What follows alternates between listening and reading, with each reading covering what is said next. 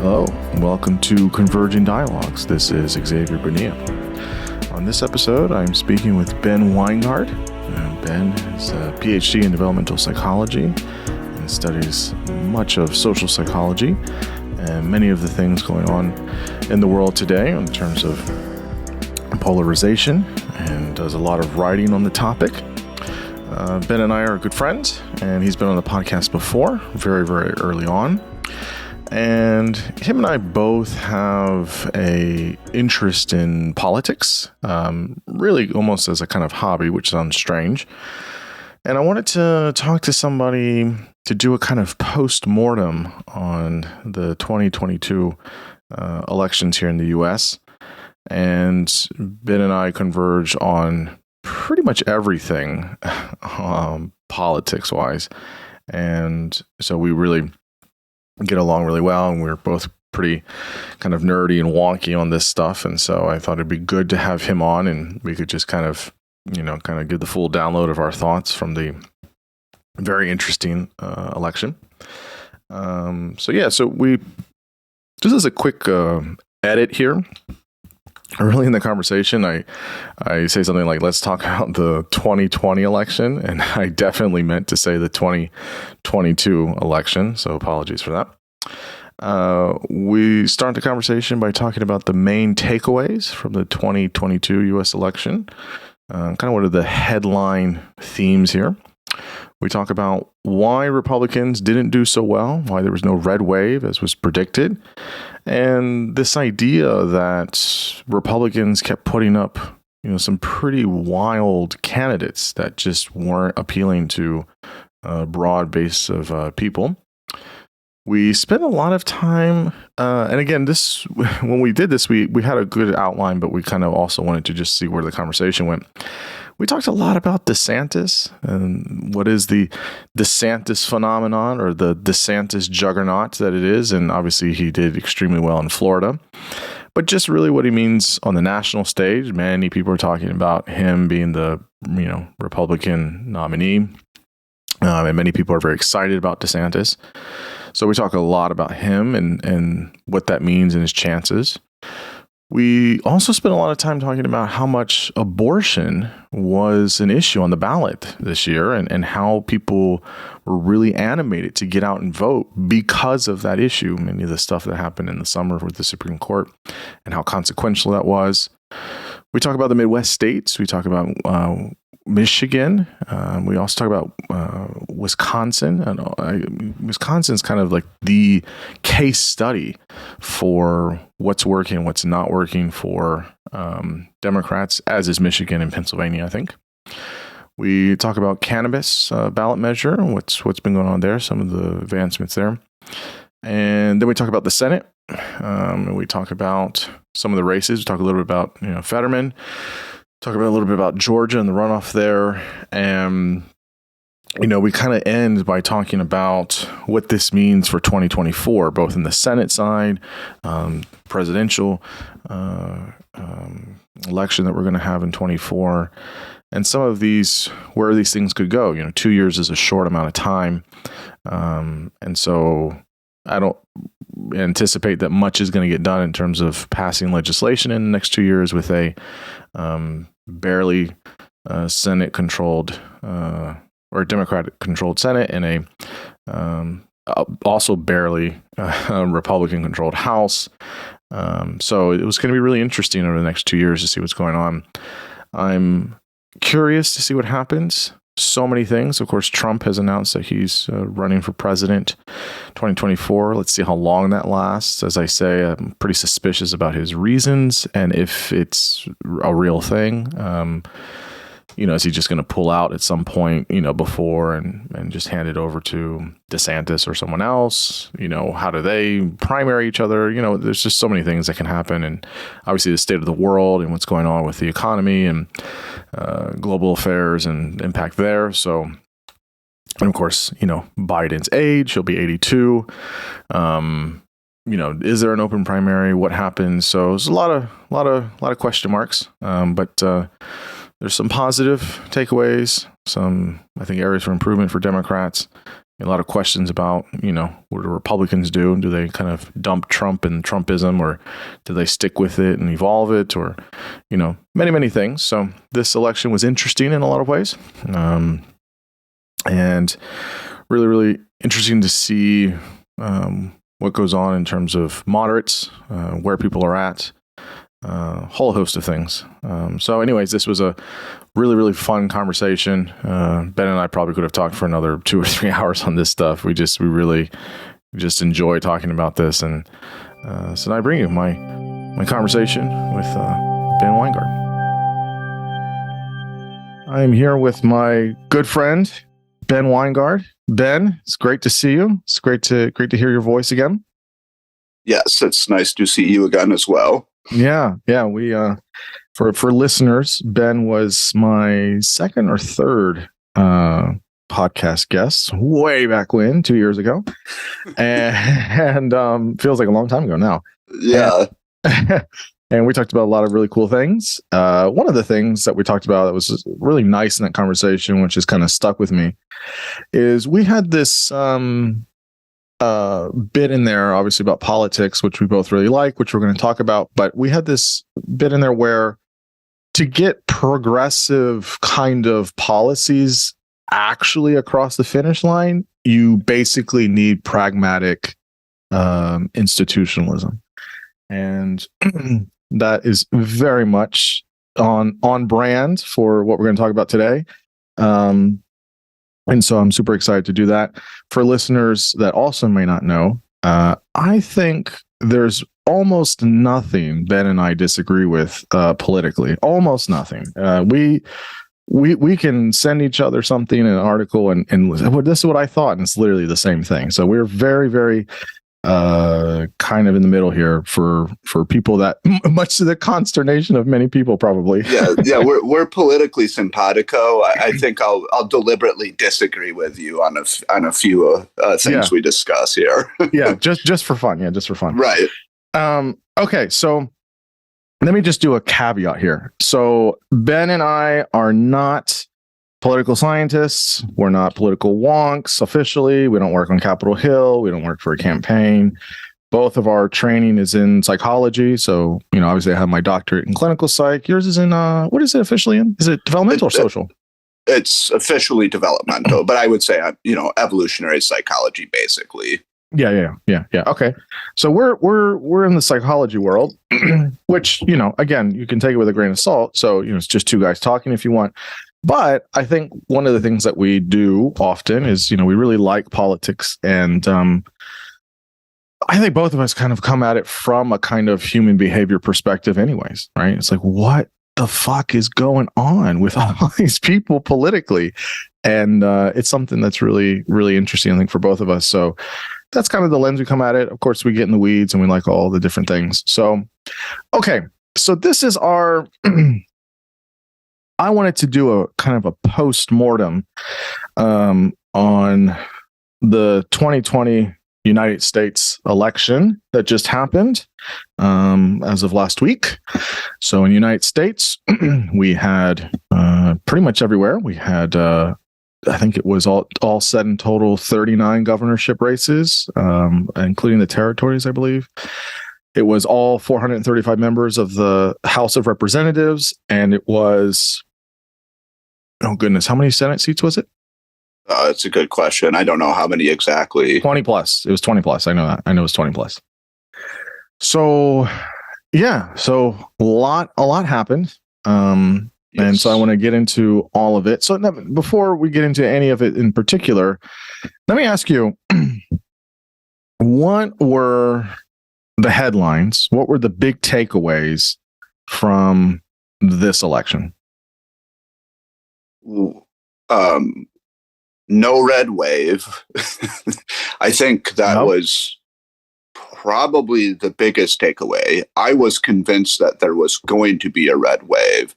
Now, as it turns out, the top-notch polling actually did a reasonably good job at predicting the results. However, the out party usually does better in the midterms. Right. And the fundamentals seem to definitely favor the Republican Party, high levels of inflation. Biden has a low approval rating. I think it's hovering around 41, 42%. But that didn't seem to matter, or maybe it did matter, and it's a little bit more nuanced than that. But definitely, I think the main take home is there was no red wave, and the other, I think, we can get into is if this is an accurate assessment or not, but basically Trump lost and DeSantis won. Yeah. I think those are the two kind of takeaways. And also, obviously, the importance of the Dobbs decision as well. So, yeah, I've been talking to a few people about this, getting into these very frustrating kind of debates, although they're fun debates. But so we'll get there. But those are my takeaways, too. I have a little bit more here. So no red wave. We could speculate as to why that is. I would say independents went... I think it was over 30% went, over half of the 30% went for Democrats. So that's key. I think moderate Democrats won. I didn't see this kind of avalanche of progressives running in House and Senate and governorships. Of course, there are some, but it was not enough to say that there was a kind of like progressive kind of oncoming of sorts or whatever. Right. This was mostly moderates. Dobbs, I agree. I think that was huge. Again, people are dismissing that. I can get into that too. And Gen Z, interestingly, who voted, from what I saw, mostly for the Democrats. Now, yes, people are making a big to-do about that, and maybe they should.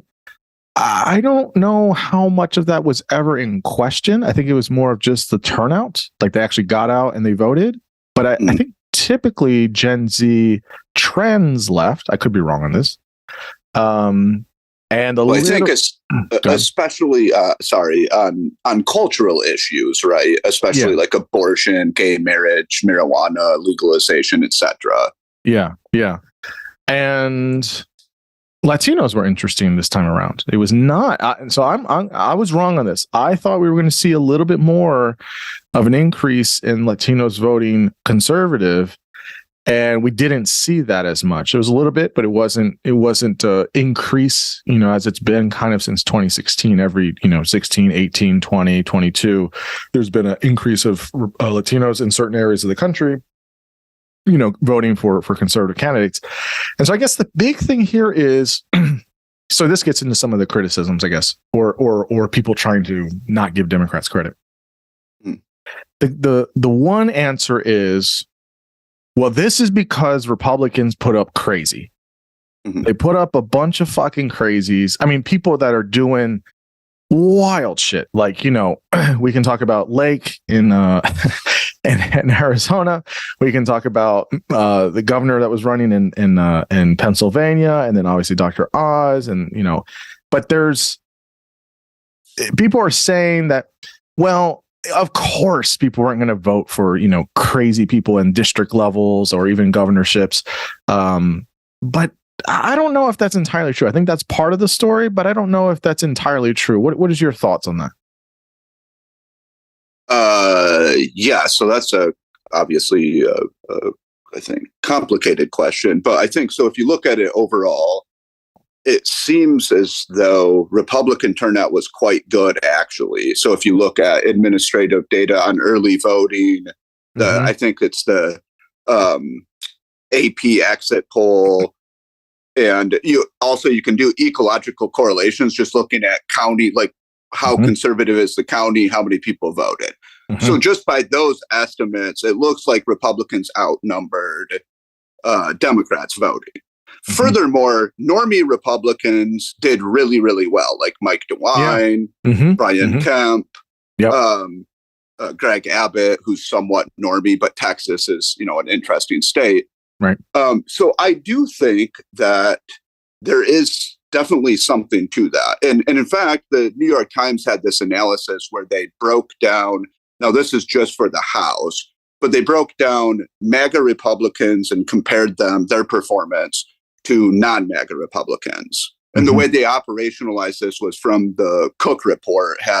They split these candidates.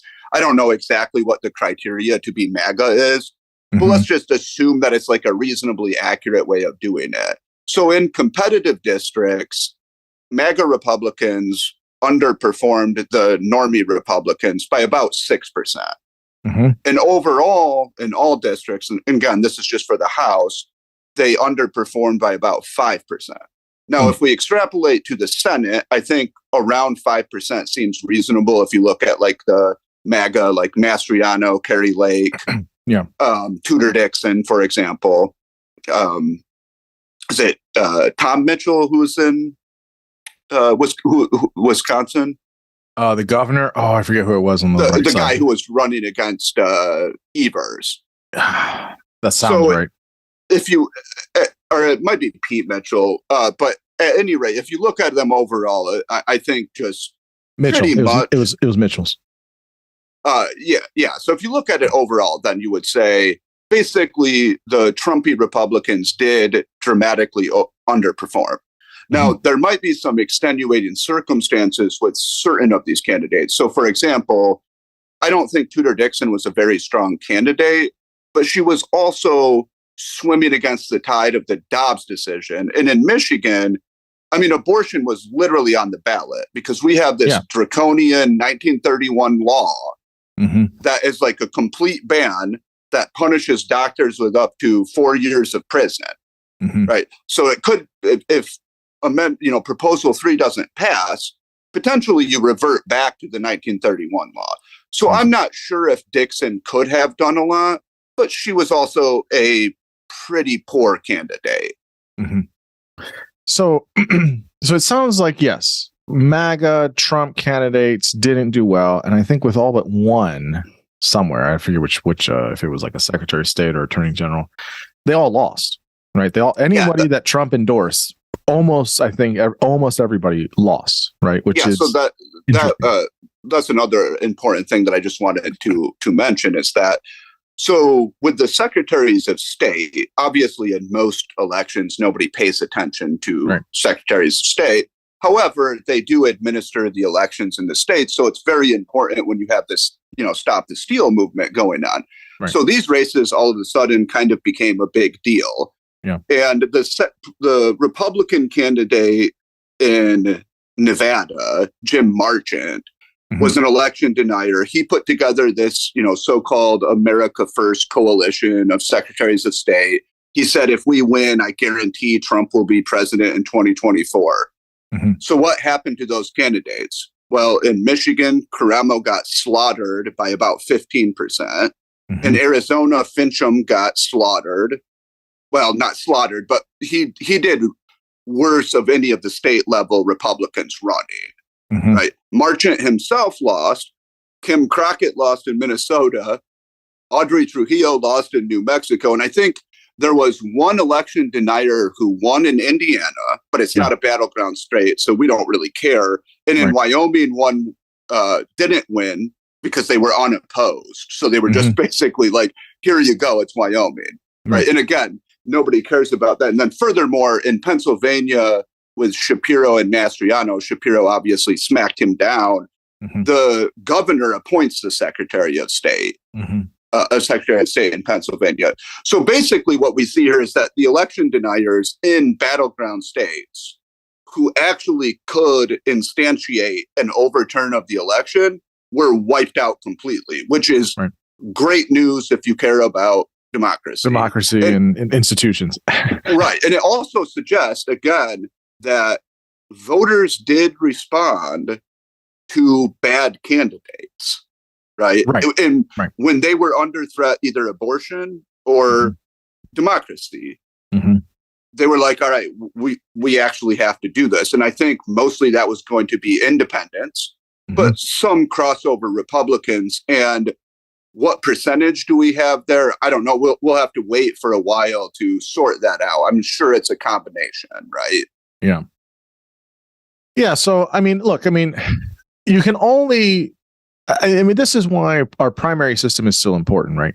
when it comes to voting on election day, you can only vote. I mean, not only, but more or less, you have two options, right? Right. And you can only vote for who's in front of you, right? In the primaries, this is what Republicans did. They put up fucking whack jobs, and they won, and so that's who you got. Now, granted, there's all that stuff about the Democratic Party pouring lots of money into these Trump candidates so they would win, so they would have an early time in the primary. Whatever, you still got to get, or excuse me, in the general, you still got to get there. You still got to win it, and then people have a decision. It was a gamble, and I didn't like the strategy, but because it was a gamble. But like whatever, you can look back on it now and say like, yeah, maybe that kind of worked. But I guess the thing about it is that how. It's a what if, right? And this is the kind of, it's a good time for moderate Democrats, but it's only good for 2 years, essentially. Because if you have Republicans, if the Republican Party, and it's going to be interesting what they do, but if they put up some normal types of folks, like some of the ones you mentioned, what happens there? And that's where I think it could get really interesting, right? Yes. So yes. I think one major takeaway you can take from this is more often than not, Americans don't like extremism. They don't like it on either side, and they definitely don't like it when it's stop the steal, QAnon, conspiratorial, infringement on, elections and voting and all these things. They don't like that. Yes, that's correct. I think that's right. And so actually, I'll say a couple of things about this. So I think you're absolutely right about the primaries. So that's kind of the perversity. If you're a Republican, this is kind of the perversity of Trump, right? Mm-hmm. Trump and like kind of MAGA candidates are almost basically designed to do extremely well in primaries because they capture the base, these, real aggrieved, alienated voters who just want to own the libs and drink liberal tears all day. Right? Like they're really good. These candidates, like Carrie Lake. Yeah. She's real. If you fucking hate liberals, you really like Carrie Lake. You're like, own them, right? Yeah. But the problem is these are candidates who generally then underperform when they're presented to a general electorate. So, for example, like if you look at it, 8 of the 10 House reps who voted to impeach Trump are no longer in the House, right? So Liz Cheney, Pete Meyer, Adam Kinzinger, they're all gone because they couldn't win primaries. In fact, Cheney lost by about 35 to Harriet Hageman. Slaughtered. Yeah, just absolutely annihilated, right? So I'll make the case then, or what a lot of Republicans I think are doing, is they see this and they're like, okay, clearly this is not a good strategy for winning elections. It's good for winning primaries. You juice up the base. DeSantis is the solution to that, according to, I think, a lot of these people, right? Yeah. Because he's like the ultimate synthesis of a normie Republican in terms of competent administration, good governance, but he has the pugilistic culture war that MAGA wants, right? And if you look at his results, they are quite astounding. So his results are incredible, actually. Right. So he crushes Christ by 20, 60 to 40. Basically. Yeah, 60-40. Yeah. Which is crazy. Yeah, insane. And Florida, to listeners who are maybe not aware of this, used to be considered a battleground state. Yeah, that's gone now. Yes, it's now a Republican state. But even to me, more impressively, he wins Miami-Dade by 11, which is a heavily Hispanic area that Clinton carried by 30 in 2016. And he even won Osceola by 7. And that has the most Democratic Hispanic subgroup, Puerto Ricans, right? So you're talking about this guy who Republicans are looking at, and they're like, okay, he can bring in the establishment, the donor class, and then he can put together this multiracial working class party with Hispanics maybe pick off more African-American males and, disaffected, alienated white working class voters. Mm-hmm. Put that all together and you have a majority of the electorate. Mm-hmm. And he won't repel independents and moderates and suburbanites, right? So I think that's the theory of the case there. Well, the interesting thing about DeSantis in Florida is the fact that he, 60-40 crushes, but the thing about it here is so and to that point is he gets, I think, only 4 counties, maybe 5 went blue in Florida, mm-hmm. right, on the governor's side at least. Right. And I think Rubio, and again, Rubio is interesting for various reasons. I don't think he's well loved, but I think he's fine, I guess, for Floridians.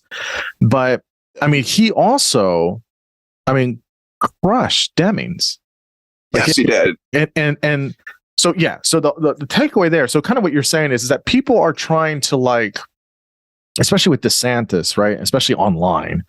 Yes. People are saying he's the new shiny toy for the Republican Party, right? That he's got this coalition thing going for, that could be wider. He'll play well in Rust Belt states. He'll play out well in the West. Obviously, he'll carry red states. And maybe make inroads for, maybe independents or moderate Democrats who don't like the woke stuff, right? Yeah, that's right. So that's the kind of idea.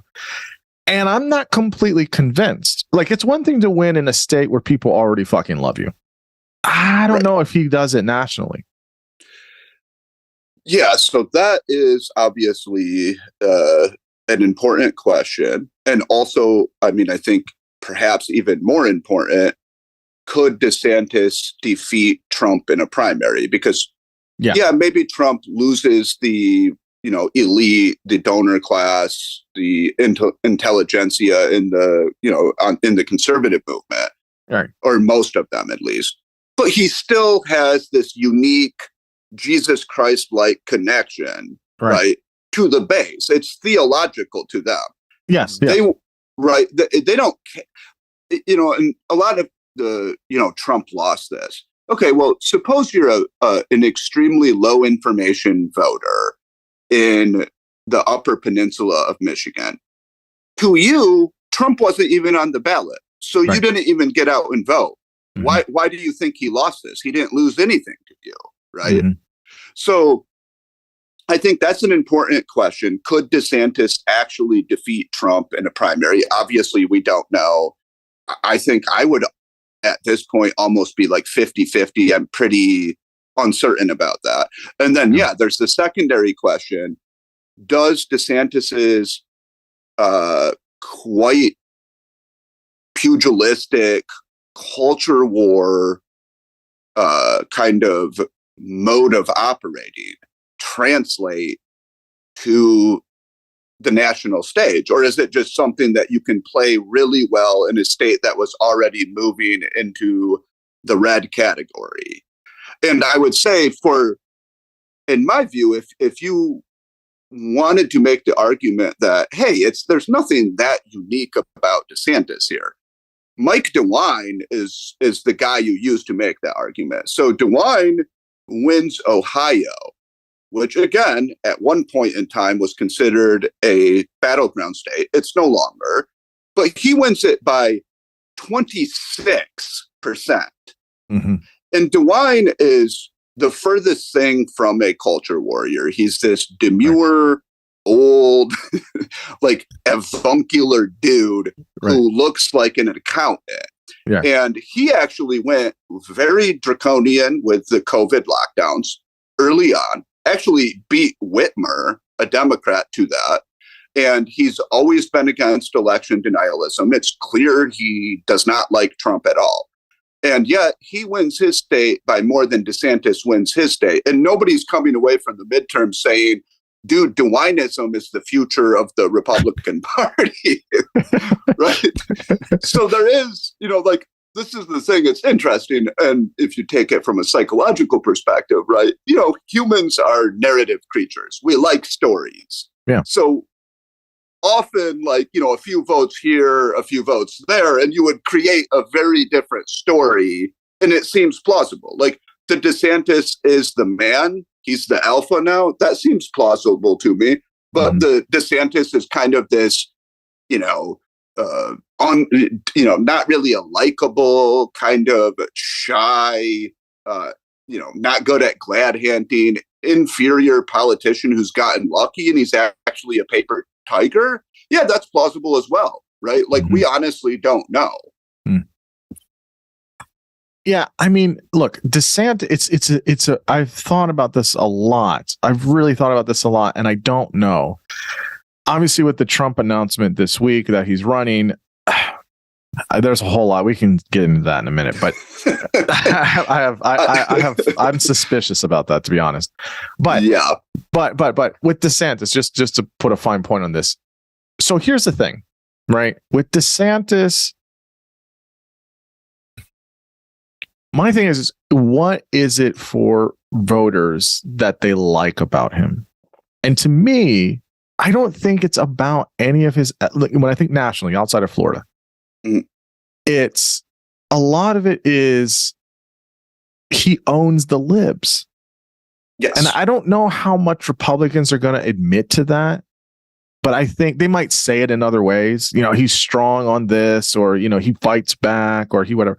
But really, it's just, he's the guy that's, punching the libs in the face, and then, runs back inside the house. And it's like, well, I didn't do anything. Like, you guys are the one, that's kind of what he is. He's got this quasi strongman vibrato to him. And like, I think people, but it's not the, I'm going to straight up lie to your face, and, there's no grab him by the pussy and all that stuff that Trump had that was so like just vile and repugnant, and all the things that make people uncomfortable. He's in a suit, he does the kind of bureaucratic kind of bullshit, he'll get donors, the whole thing. He's the safe guy for MAGA voters, or a lot of MAGA voters are like, yeah, but this guy's going to stick it to the libs. And I like that. So in my way, you have three people, right? Three groups. You have people that are just going to vote Republican, right? Yes. It doesn't matter. If you can vote for Trump because he has an R after his name, you'll vote for fucking anybody for the rest of your life that you're voting, right? So that's just a wash, like whatever. There's people like that on the Democrat side too, whatever. Yeah, many, okay. Yes. So on both sides, yeah. You have those people. Then you have people that are going to vote just because he does the culture war stuff. He was hard on gender indoctrination. He was hard on critical race theory. He was hard on grooming, all this bullshit culture war stuff, right? So you have people that are just going to do that. And then you have people that are going to say, well, he's the person I can feel comfortable telling my uncle at Thanksgiving that I voted for him, and not that I voted for Trump. Like there's enough concern. So I just think when you put all that there, the thing that's left is moderate Democrats, maybe a couple rhinos, and independents. And that's battleground states. I just think if DeSantis runs, that's the motivation. There's just at least three categories. Maybe there's other ones, but I can't think of another reason why people would like DeSantis. I don't get the person that says, oh, I hate Trump, I'll never vote for him, but I'll gladly vote for DeSantis. I don't understand that Venn diagram there. I don't understand where...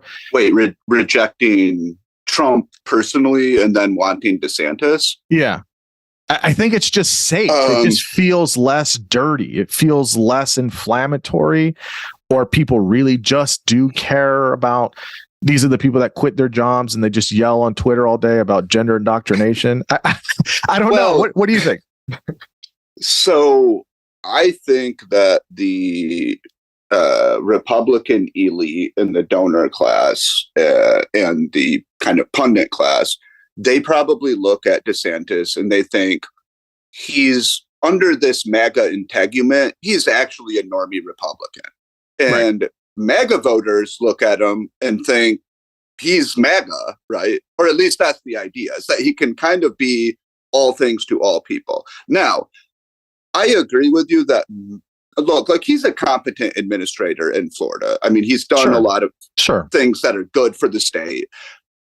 However, don't underestimate, in my view, the importance of hating the right people to keep a coalition together. Like mutual enmity is a powerful force. And I think especially with the Republican Party, after you've kind of had this breakdown of fusionism, right? Where you were able to unite social conservatives, economic, libertarians, and hawkish, like anti-commies together. Mm-hmm. Well, obviously we don't have the communist threat anymore. And I think the social conservative aspect is getting a little bit jumbled with the increasing secularization and kind of leftward drift of mainstream culture. So what unites the Republican Party at this point? Well, I think it is fear of liberals ruling over you, right? That is like a strong unifier. Yeah. And DeSantis seems like this guy who's like, not only are they not going to rule over you, but if a corporation comes out with a woke liberal opinion, I am going to punish the fuck out of them for you. And I will actually do it. Like Trump could have fired Fauci. He didn't. I would have. I said that we should chuck that guy into the Potomac River. Right? What did Trump do? I'm actually a better fighter.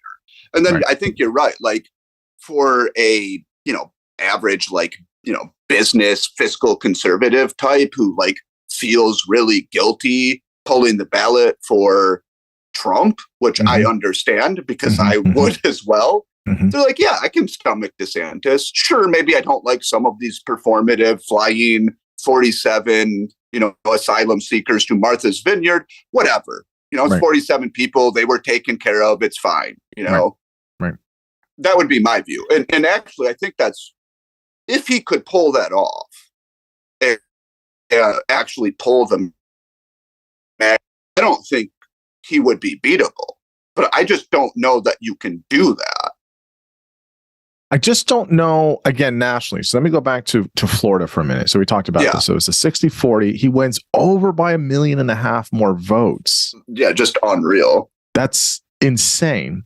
Yes. So in terms of voting, it was split male, female, but males went 64% for DeSantis and 53% of females went for DeSantis, right? Yeah, that's what it's at. So that's kind of the normal split, though, right? That's nothing too wild, right? Right. But then you have, so here's the thing, right? This is what's interesting. So he wins the Latino vote, 58%. Now, this is a big deal in Florida, and people talk about Latinos all the time. Look, let me just, before I give the numbers, this is the thing. People, I think some people, definitely other Latinos in the country, but most people know. So my approach is that like Latinos, when I meet someone that's Latin for the first time, I kind of assume they're quasi-conservative. Right. That's just my prior. Like kind of their like social values, and they might be like have a Catholic background. Right. Catholic background, hardworking, pull yourself up by your bootstraps. It's just a whole fucking thing, right? I came here if they're immigrants for, even if they're second or third generation. That's my prior. I'm actually, I'll say like, oh, if they say they're liberal or something, I'm like, oh, I don't really assume that, right? So, okay, in Florida, most people understand that a lot of Cubans, it's not just Cubans that live in Southern Florida, but a lot of them that are there, even the second, third generations, they hate anything that reminds them of Castro, and that's socialism. So like conservatism is like their thing. Like we get it. They've done good businesses. They do well. Like it's not surprising necessarily in South Florida. And other parts of the country is a little bit different. So anyways, 58% of the vote goes to DeSantis from Latinos. They make up 21% of the voting block. Now, here's what's interesting. With that 58%, if the 21% that vote from the Latinos, 60% is Latino women, and then 57% are Latino men. So Latin women are voting overwhelmingly for DeSantis, which is fascinating, right? Yes. And then you can get, so 7% are Cuban descent. And of those 7%, 70% of them went to DeSantis. So overwhelmingly Cubans, right? Even if they're a small percentage, 70% of them are going for DeSantis. And a little bit closer for Puerto Ricans. Puerto Ricans make up 6%. And they went 56% for DeSantis. So look, the guy's winning in Florida. That's the bottom line. Okay, cool. Can he do it in a country of 50 states and however many territories with 330 million people? I think there's a possibility, but I'm still, even for Republicans, I'm just not sold. He's just not charismatic, man. Like, he's just fucking boring, and he kind of talks like a bureaucrat. He just kind of fucking walks up there. Like, he's not exciting. I just don't get it. I think he has been described as having a kind of anti-charisma, right? Like, he, yes. I mean, it's actually interesting. Like, he's very boring. He doesn't have oratorical skills. He's not a polished public speaker. He's not warm and friendly. He's nothing like Obama. But there is something about him. He has kind of this anti-charisma, this gravity, this substance. He doesn't seem like somebody who you would want to trifle with, right? You look at like say a Marjorie Taylor Greene or a Lauren Boebert or a Carrie Lake. They have a certain charisma, but at the end of the day, they seem kind of, like mid-wit, substanceless, like MAGA acolytes. Yeah.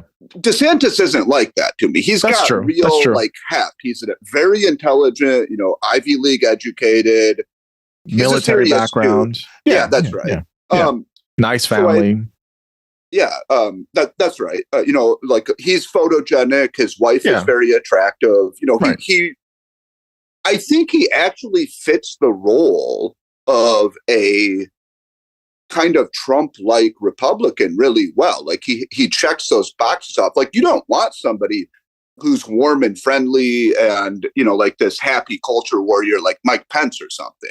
Right. You want this guy who's angry, right, and kind of dour almost. Mm-hmm. Now, just one other note, because I find this interesting. So the narrative on DeSantis, and maybe there is a lot of truth to this, but the narrative is basically his popularity began because he eked out his 2018 gubernatorial election by, I think, 0.4%. Yeah, it was so close. Right, against Andrew Gillum, who was not considered a strong Democratic candidate. And so the idea is basically what DeSantis did is he opened the state of Florida up really quickly. Yeah. He opened the schools up. Yeah. You couldn't do mask mandates. He went against vaccine mandates. The idea is like, he had this big, like, early freedom agenda. And that's why he's really popular among Republican or conservative voters. Now, again, the interesting thing to me about that is, well, DeWine essentially did the opposite. Mm-hmm. And he won by a larger margin, and he's popular. Now, I don't think DeWine definitely could not go national. I know he has no, ambition to do so, but I'm just saying, like, it's interesting that is the case. And in fact, one thing actually that's interesting to me about the midterms overall is I don't think how the governors addressed COVID really had anything to do with this, right? Mm-hmm. Like, it doesn't seem like they were getting punished or rewarded for it. So, I mean, DeSantis, so far, I mean, one thing you can say about him is that he is very good at those that are popular, right? And going hard on those. Like, in the state of Florida, for example, on abortion. And he knew that. And so before the Dobbs decision came down, he signed the 15-week bill. Mm-hmm. So in Florida, abortion wasn't even a concern on the ballot. But just being relatively moderate on that. He knows that he can go really hard on the anti-woke stuff, the radical gender ideology, and so on. And so he does. So I think if I were a Democrat nationally, I would be very worried about him. I'd be like, this guy's very competent. He's going to, like he will pick the issues. Like, for example, let's say in 2024, we're running some, like doddering 82-year-old Jesus, dude. Biden and Kamala Harris, and they have to go all woke to activate the base. DeSantis is going to make mincemeat of him. You're going to hammer immigration, which is a definite winner for Republicans. You're going to hammer crime, which is a winner for Republicans. You'll hammer inflation, which is going to be a winner for Republicans. And he's not going to make all of the fucking moronic mistakes that Trump does. He's not going to relitigate 2020. He's just, you can't expect him to shoot himself in the face like Trump will. Right. Yeah, and I totally agree. And I do think he is formidable out of everybody out there right now. Just on his own merits, maybe in a primary, I guess. Does he have the national, if it's him versus Trump or even just him versus anyone else, maybe he does. And then, I think in a general, if it's Biden, Harris, yikes. Yeah, I mean, I think, so this goes back to the bigger point. The bigger point is, if you have a competent Republican that has some wins, does enough of the, courting of the MAGA voters, but, makes, rhinos and conservatives feel comfortable, I mean, Democrats are going to get fucked. But that's the other point is Democrats are kind of like, they haven't been overjoyed, but I think they were surprised like you and I were.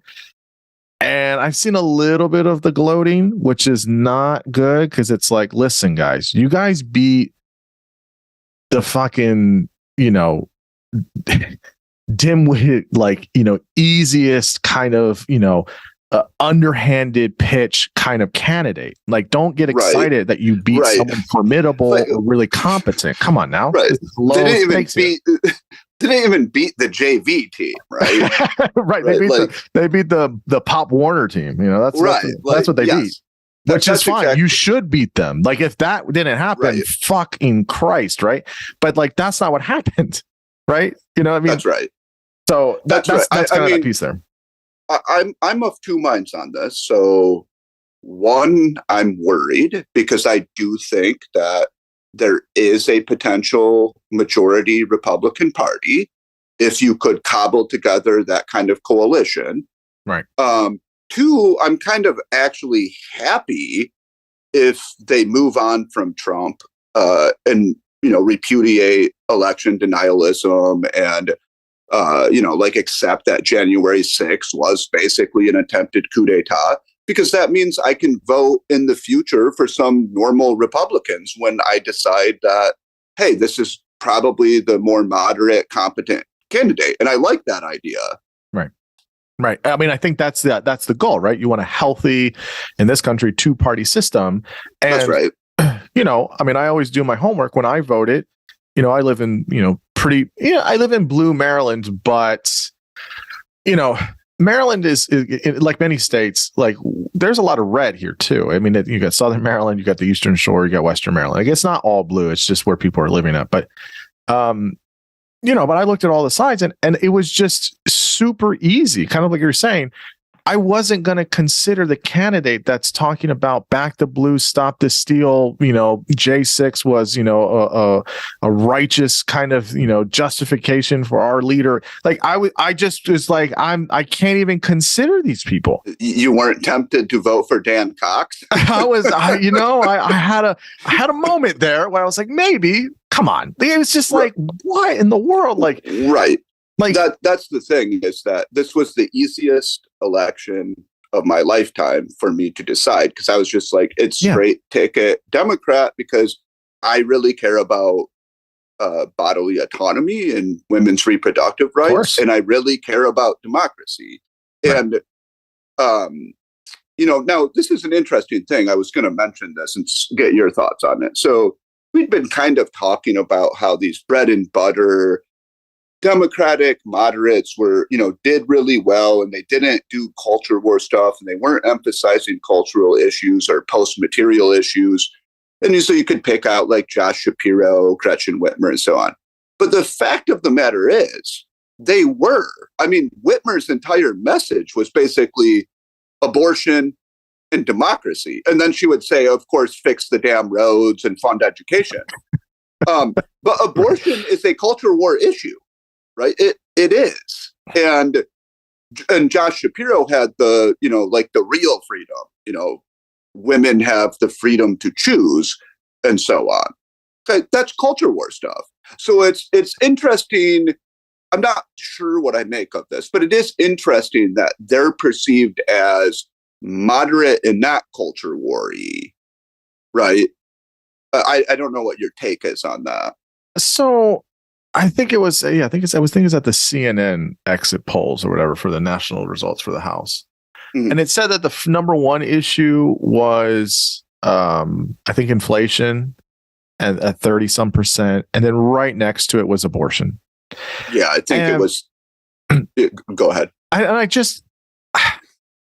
agree. Yeah, they didn't run on culture war stuff, but it wasn't. How do I say this? How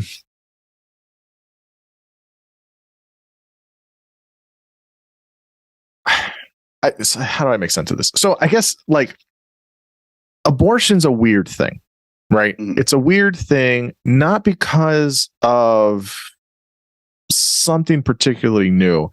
I think it was the fact of, oh, holy shit, something that was always there for 50 plus years, something we never thought was going to get fucked up.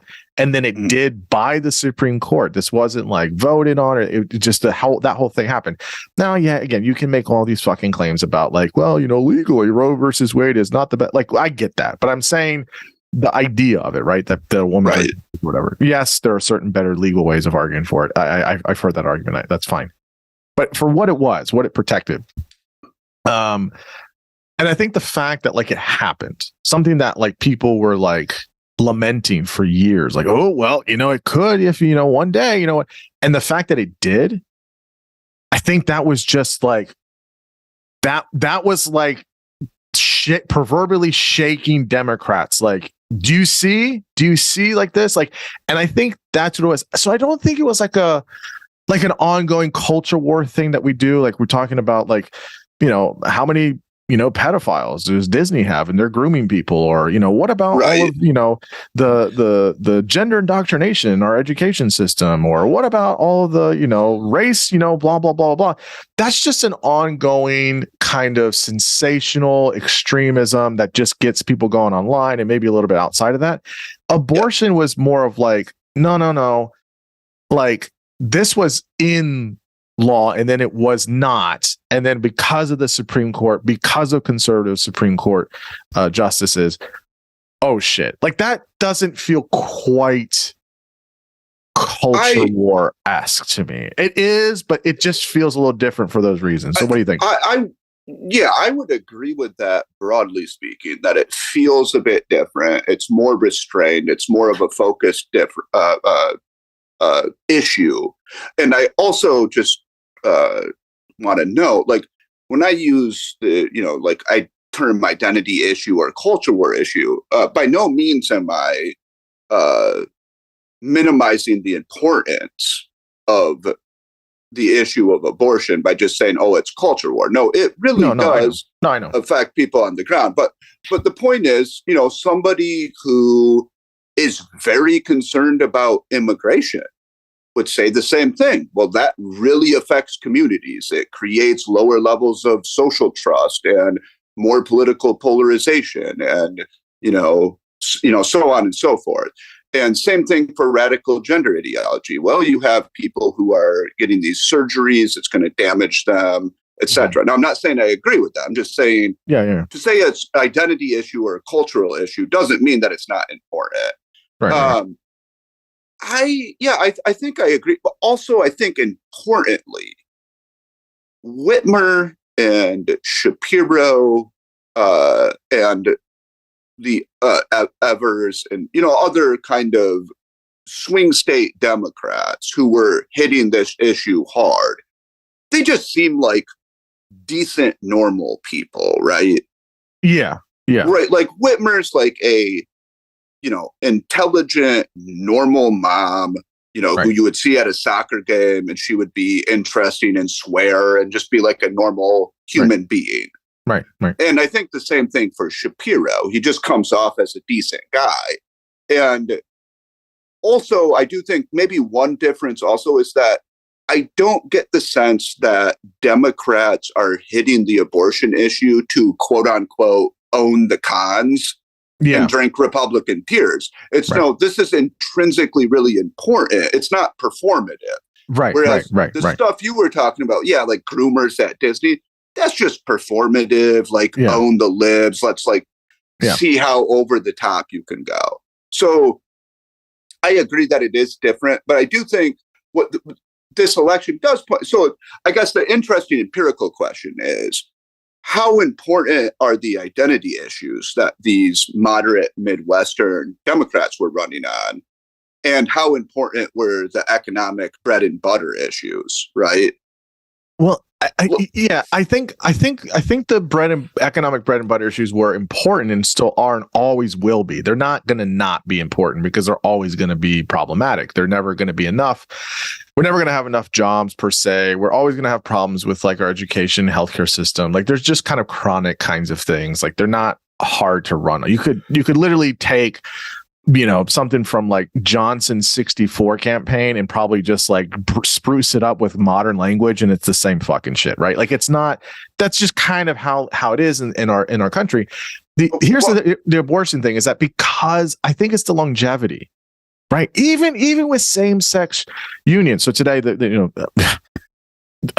Senate was 62-37. I mean, that's preposterous to me that it was 37 of these motherfuckers that voted against it or not for it or whatever to codify it. But the point is, though, is that, I mean, again, Roe v. Wade was 50 years. Like 50 years. You're talking 3 generations overlapping, right? Yes, 3 generations. Right. Yeah. That's why I think it was a problem. And the fact that we never thought that was going to get, repealed and all that. That's different than like, the trans stuff or gender stuff. I mean, that stuff is like, when we talk about like, that's been around for 5 minutes. It's literally been around for like 3 years, 5 years max. Yes. Immigration is also another thing that's just, it's another issue. We're always talking about it. There's always problems, but there hasn't been like a protected status for 50 years. And then all of a sudden it wasn't. I think that's like the key thing for it with the abortion thing. Oh, yeah, I agree. I agree that is what made it an extremely salient issue. I think taking from kind of David Shor's analysis, and he's using other political scientists. So you have this thing called, thermostatic public opinion. Basically, the public likes the status quo, and they don't like anybody who leans against that too hard. And the idea is, well, the reason that usually the out party does really well in the midterms is because it's perceived as being this kind of check, like, the public's kind of like, yeah, I don't like the way things are going. Let's like get a check on this, right? It's getting too hot or too cold or whatever the case might be. Now, in this case, the party that was actually out of power legislatively and with the executive, with the presidency, actually kind of made a huge policy change that a lot of people didn't like through the judiciary, through the Supreme Court. And so, voters perceive that as, they have loss aversion. They're like, no, I don't want this taken away from me. I'm going to punish the party that did that. Now, you could try to argue that the Supreme Court is not a political body, but everyone knows that being pro-life is about 90% correlated with being Republican, right? Yeah. So, and also a lot of these, this is unforgivable to me, but a lot of these moronic MAGA candidates early in the primaries were trying to go, like all out, no exceptions. If you get pregnant and it's a week into it, you got to have that kid, forced birth all the way.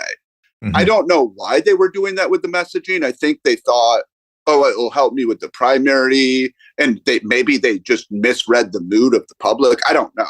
but that was a very costly messaging mistake.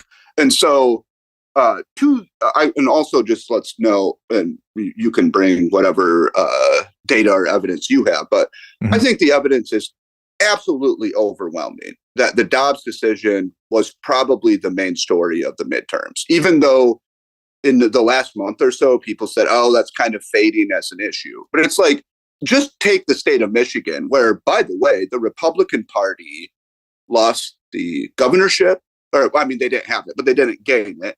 Secretary of State, Attorney General, State Senate, State House. The Republican Party is completely shut out of power in Michigan. Yeah. Okay, well, in Michigan, 43% of people, according to the last Detroit Free Press poll before the election, said abortion was the number one issue for them. And of the people who were supporting Proposition 3, 90% said they planned to vote for Whitmer. And of the people who were against it, 82% said they were going to vote for Tudor Dixon. So basically what you have there is this huge issue that's increasing turnout, especially among liberals, right? But also some moderates. And almost all of those people who are now going to the ballot box, yeah, they're going to say yes to Prop 3, but they're also going to be like, yeah, I want to vote for Whitmer as well. Right? Right. So it's just absolutely clear that the major factor wiping out the GOP in Michigan was abortion. It's not the only factor, but it was the major factor. Yeah. Yeah. So, I mean, I agree with this. I think the exit polls are so in whatever, was it March or April when they had the leak and then they voted on it in May or June or whatever it was. I remember talking with a few folks and they were like, it's, flavor of the week, maybe a flavor of the month, let's see in November.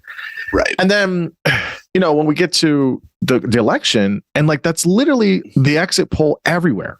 How important is a woman's right to choose? How important is that there's abortion, legal rights, things like that? It's overwhelming. Yes. On people saying, this is why I got out. This is why I'm doing it. And it was on the ballot in 5 states. That's right. And it won in every single one of them. Including Kentucky, right? Yes. Well, so I guess it was, that's a Kentucky and Montana. Yeah. So let me go through these. So in Kentucky, it was no right to abortion went no 52%, yes 47%. It was some the wording's weird. It was something about do you see it as it wasn't a ban on abortion? It was is the Constitution say that you have to protect a certain right after life or something like that? It was worded weird. Right. Well, would you agree with me? Probably in these cases, as with the Kansas referendum, voters aren't really attuned to the nuances. They're just like, is this protecting abortion access or is it not? Or is it not? Right. And the thing, again, about Kentucky and Montana, where both of these passed in the direction of being more liberal toward abortion. Yeah. Biden lost Montana by 26 and Kentucky by 16. Right.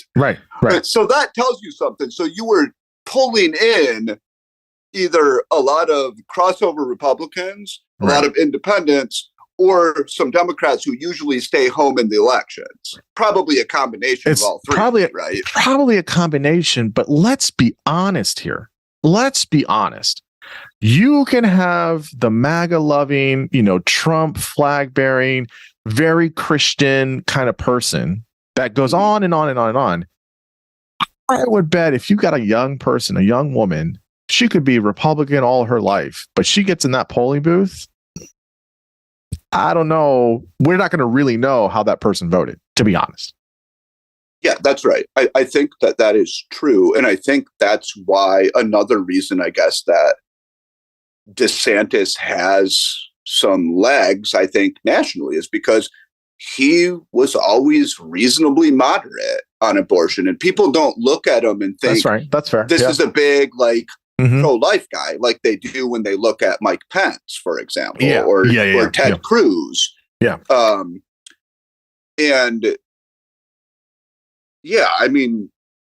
think that's right. And I actually have to say is shocked as I was by the Dobbs decision, and I agree that the Roe decision, just from a legal standpoint, was bad, but I think stare decisis probably should have held, but whatever. I actually have to say I'm I'm pleased with what has happened after this, because now the Republican Party has to own the unpopular position that they got to take rhetorically for free. They have to own it now, and they're getting punished for it. And I think what's going to happen is, by 2024, 2028, we're going to have a, rough political equilibrium where there will be a few very restrictive states and a few very liberal states, and then a lot of states will be in between. And, I don't like the idea of, let's say Louisiana being, like a restrictive state or something. But, maybe that's the best way to address that issue in a very heterogeneous, large nation, right? Yeah. Could be. Let's just say I'm not super dogmatic about that, but I do like that Republicans have gotten punished for it. The midterm is clearly a signal, like, don't fuck around on this issue. And I don't think if let's say DeSantis is the nominee, he's not going to propose anything nationally. He's going to say, this is a state issue, period. Yeah. He's going to punt it to that for sure. Absolutely. Yes. I agree with you completely on that. I guess so I want a few other things, but let me just finish on this abortion thing.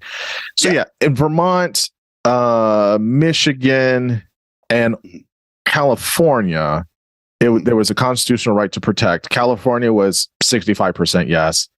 Michigan was almost 57%. That's and right. Vermont was 76%. Oregon had a universal access to health care. It barely passed, but it did pass.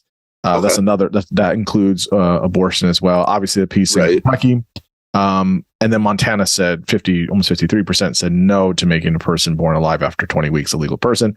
So all of these, where anywhere is kind of directly constitutional right or close to it, it passed even in states that Biden lost pretty handsomely. He lost or whatever. Yeah.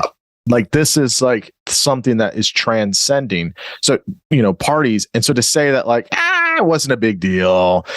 People didn't go to vote because of abortion. Like, look, did people wake up in the morning and say, I'm going to go vote today just because of Dobbs ruling? Look, maybe some people did, but I think was going to say, maybe some. Yeah. Maybe some. Did. But I definitely think kind of what you were saying earlier. Hey, okay, where's the yes or no? Just tell me where, because I definitely feel this strongly about it, right? It's usually not a gray area for people, especially if it's a state's issue. Like my state is saying, do we want to protect it or not protect it? So you're taking it out of this national conversation and you're saying, okay, what does Michigan want to do? Michigan wants to, do we want to protect this? And people are saying, yeah, we do. Yeah. So I think, for example, you did actually have something of a red wave in New York. Now I know New York's obviously mostly a liberal state, but upstate, right? Upstate red wave. Yeah, yeah, right. And so relative, basically it was a normal midterm result for New York in that the party out of power did relatively well. And I think part of that is because if you're in New York, you're not at all worried about abortion. Like that's a very liberal abortion state. It's not, again, Michigan, different. Pennsylvania, Wisconsin, this is different. Further, look at it. So 60% according to the network exit poll, 60% of voters or respondents said abortion should be legal, right? Of those, about 66% went Democrat. And then you look at the VoteCast, again, the VoteCast exit data, and we have this going back at least to 2018. So in 2018, 19% of Democrat voters said that part of the reason they voted the way they did is abortion. In 2020, it was only 9%. In 2022, it was 77%. Right? Okay. Now, if somebody's going to look at that data and what happened in Michigan and all of these referenda and say, Dobbs really didn't cost the Republicans in the midterm, I'm going to ask them, what the fuck data I could bring to the table to convince them that it actually did. Right? Like, right. What do I need to do? And it's interesting too that like both in Ohio and Florida, this was off the table before the Dobbs decision, basically. So they had the status quo in place and knew it was going to be in place. Now, I'm not saying DeSantis would have lost anyway. He would not have. But if there were like an amendment proposal and, Democrats got worried about it, I'm sure they would have turned out in larger numbers. Again, not enough to beat the 20 point absolute bitch smackdown that he put on Chris. Right. I can't believe, honestly, like it was hilarious. Like a few, like 3-4 weeks before the election in Florida, I was listening to some liberal podcasts, which I won't mention. And they were like, yeah, like a few things go our way, there's a chance that DeSantis loses. And I was just thinking, man, he's up by like 10 in the polls. Like worst case, he wins by 5. I did not expect 20. Yeah, it was huge. But again, who he was running against was just terrible. I mean, had no. Well, it was the sacrificial lamb. Like, nobody who wants a career as a big Democrat is like, yeah, let me go up against that guy. No, the other thing, just as a note, like in Michigan, so Whitmer, I think actually was quite beatable. Now, I happen to like her reasonably well. I think she's a reasonably pragmatic, competent Democrat. She's not super thrilling. She doesn't have, like exceptional rhetorical skills or anything, but she's very competent. No, but she's good on camera though. I mean, she's good on camera. She's fine.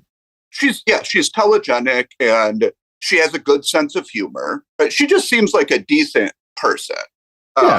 Yeah. But she was somewhat vulnerable with, how COVID went. And again, you could debate the policies, but, setting aside whether they were the best way to handle it or not, she was somewhat vulnerable. And I think that's why, Republicans, especially in Michigan, they thought, dude, we're going to hand it to her. And Dixon didn't just lose, right? Like people thought she's probably going to lose by like 3 or 4%. Instead, Tucker Carlson thought she was going to win, but whatever. That's Tucker. But basically, I think the thought was she's going to win or lose by about 3 or 4. Republicans will keep the House at least, maybe lose the Senate. Whitmer didn't just win by 3 or 4. She won by 11, right? Yeah. And again, I'm going to say probably at the end of the day, I mean, again, it's an empirical question, but probably 5% of that, I think, is just abortion. Plain and simple. Yes, when you're seeing how the constitutional amendment went, and then how it goes for Whitmer, I would say yes. Although you have what happened in Michigan or in Wisconsin and in Nevada, I think, where you have the split. Somebody voted for the Democratic senator. Yes. And they voted for the Republican governor or vice versa, right? So, granted, we can come to Wisconsin in a minute. Listen, if he didn't wear that fucking abolish the police t-shirt, I guarantee you we would have a Democratic senator in Wisconsin right now, especially buoyed by Obama's, flame torture speeches the weekend before. You know what I mean? Like it was so close. It was so close. So to be clear, you're talking about the Senate race in Wisconsin between Mandela Barnes and Ron Johnson. Now, Ron Johnson is basically a old MAGA crazy guy, right? Right. So he's one of these people that you kind of would have expected to lose, except for he got put up against a candidate in Mandela Barnes who was extremely woke and progressive and happened to go really hard at a very bad time on defund the police when Wisconsin has serious issues with crime, especially like in the Milwaukee area. And, I really find the defund the police. I know it's basically done now, and I'm glad actually that Barnes lost because he deserved to. Yeah. I don't understand that. If you're going to say, abortion is this extremely important issue, female bodily autonomy, reproductive rights, I agree 100%. How about the right to feel safe when you're walking around your fucking neighborhood? Right. Okay. Right. It is not funny to say, let's defund the police. Right. I just can't even understand that. Or these like supporting, like, abolishing like bail, for example. Just come on. Right.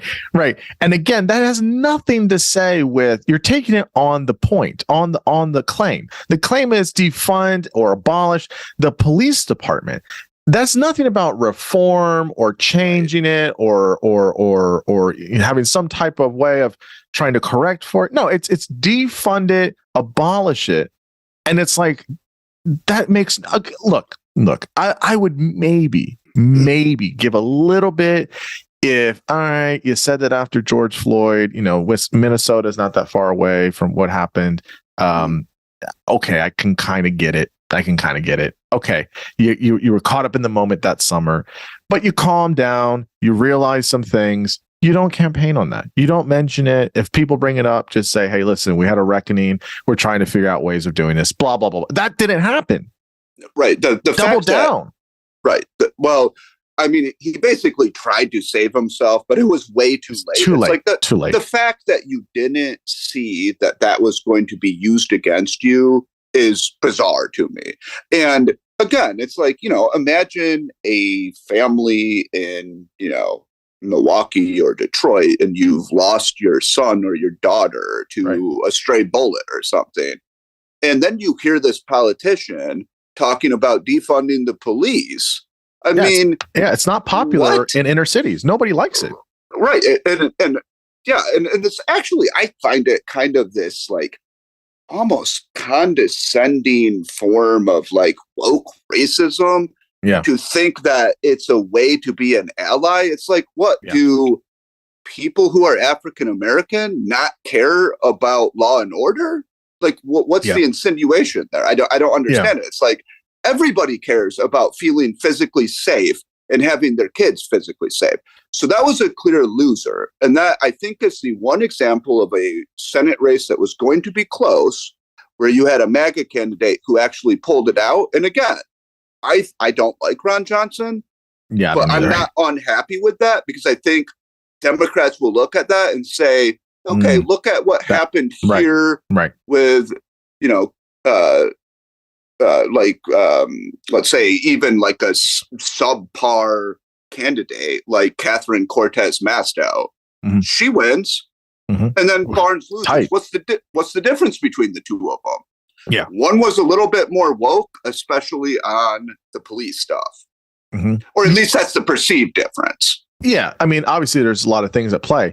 To be fair, it was 49.50 to 50.50, 1 percentage point, and I think, if I got this math right, Barnes lost by 26,000 votes.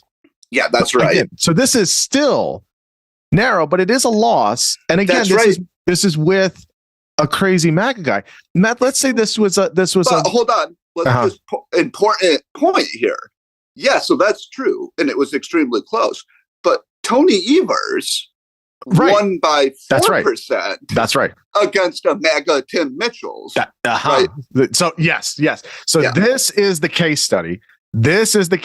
Especially because it's in fucking Wisconsin. This isn't like in a deep red or deep blue state. It's a, call it a, swing state of sorts if you want, or whatever. It's a state in play in a presidential year. This is the fucking case study. If you're the Democratic Party, you whip this up and you say, fuck, this doesn't work. Doing all this woke progressive bullshit in a place like this doesn't fucking work, because we can also see the moderate Democrat who won the governorship. Now, granted, Senate and governor races are a little bit different. I get all that. Yeah, that's right. But it's the point of the matter. In the same election, on the same day, you had people in the same state going to their polling booth, and when they had to bubble in or push on the screen, I'm going to choose this guy for the governorship who's a moderate, and I'm going to say no and be okay. Maybe they don't put anything, maybe they leave it blank, but they're not voting for the progressive Democrat. That's a clear indicator in a state that has a lot of diversity. That's right. And now, to be clear, I think Evers had a lot of unpopular policies. And I actually don't know that much. I haven't studied like Mandela Barnes in any depth. But certainly the perception, and I think the perception among voters, is that he was the more progressive woke candidate. And the perception really does matter. And it's Barnes's job to message that he's not that if he's not. And actually, that's another, I think, take home from the midterms altogether, is the kind of return of ticket splitting. Yes. Right? So we saw this. That's right. For example, in New Hampshire, Chris Sununu wins by 16. Mm-hmm. Maggie Hassan, the Democrat, so Sununu, to be clear, is a moderate Republican. Hassan's a moderate Democrat. Right. She wins by 9.6. Right? That's a difference of about 25. So that means there were a lot of voters getting in the booth like, I'm a Sununu Hassan type guy, right? Right. And you saw this in Ohio. There was a 19-point differential. Pennsylvania, it was about 10. Georgia, it was like 8.5. So that's pretty interesting that, ticket splitting had been on the decline. Oh, yeah. And all of a sudden it opened up against, which, and what this suggests to me, I mean, I guess this is circling back to something we were talking about pretty early, is, it turns out candidate quality does matter. Yes. You throw out Don Bolduc in New Hampshire, and people are like, no, I don't want this election denying fucking troglodyte. That's right. Yeah, and I think it's the voters are really smart about that. I think they really try to understand that. So I want to kind of zoom out real quick, kind of on some of the races. Before we do that, let's just hit weed a little bit, right? Not actually, but on the ballot. So I'll start with the great state of Maryland. We did well. It's been very popular for many years. It seems like us Marylanders, we're going to do it right. So you're going to be able to buy, sell, grow the whole thing. Not like this weird thing they do in DC where you have to go to a fair or something and buy a bracelet for $40 because you can't. It's weird how they do it in DC. They didn't figure it out right. I think we already have dispensaries. We have the infrastructure already ready to go in Maryland, and we've been advocating for this for a while. We did cannabis by 66%. 2/3 of the state said yes, we want it, and it won in every single county in Maryland except for Garrett County, which is the one all the way at the end of the barrel of the gun shape of the state that borders West Virginia and PA and a little bit of Ohio. But I don't think all the votes are in, and it was like less than 200 votes that it was no. So almost virtually every single county in Maryland said, yes, we want marijuana. So that's number one. Missouri said yes, but it was actually close in Missouri. Missouri voted by 53% to legalize it. And then in the three other states, North Dakota, South Dakota, and Arkansas, they said no. But in South Dakota, interestingly, it was close. It was 53% no. And then the other bit here was Colorado decriminalized and regulated psychedelic plants such as the wonderful psilocybin shrooms. Tight, 52% yes, but it's still there. That's good. We now have two states, Oregon and Colorado, that have some form of using or decriminalizing psilocybin shrooms.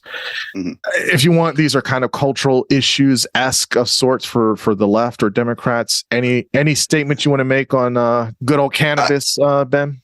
Well, the great state of Michigan was ahead of Maryland, and yes, I personally enjoy purchasing my little gummies and not having to worry about it. And I find it To me, it's just absolutely incomprehensible that alcohol, which is clearly more damaging, Absolutely. would be legal and Absolutely. regulated, but marijuana would not be legal and regulated. So to me, it's like a non-issue at this point. I will also say, I find the South Dakota thing with Kristi Noem hilarious because, she gets out there, she's talking about, we never shut down during COVID. You didn't have to wear a mask. You were able to be free. Our state is all about freedom. But if you're on your porch spliffing a J, the police can come and arrest you, right? And it's just like, give me a break. That's not freedom. That's like folk libertarianism. You really feel like it's okay to use the coercive power of the state against somebody who's selling cannabis to somebody else. I mean, just I don't understand it.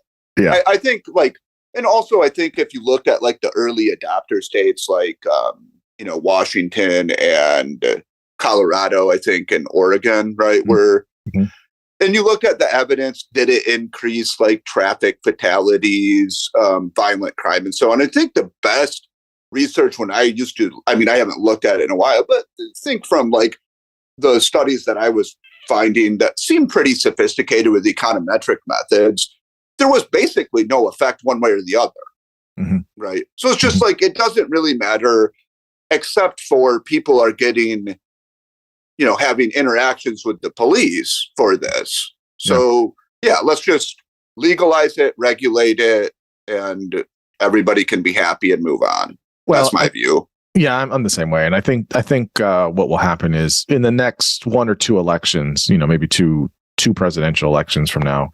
Yeah. I think we'll cross or get close to 30 or 2/3 of the country. And I imagine at that point we'll get, federal, just legal everywhere. I think take actually it off as a Schedule I drug. Yeah. And I think psilocybin shrooms is going to go faster than marijuana because of the work that marijuana has done, and also we just have a lot of therapeutic clinical trials on it now. Many places. So it's so interesting. Like a lot of people have gotten into. I mean, obviously this is kind of a tangent, but just just to know, a lot of people have gotten into the psychedelic stuff. Like, I have so much just anxiety and existential dread about the universe that I just can't countenance like actually taking something like that. So it's never been something that I have cared about. However, it does seem to me that it should be regulated and legal as well. It's not like fentanyl where it's just devastating. It's not crystal meth.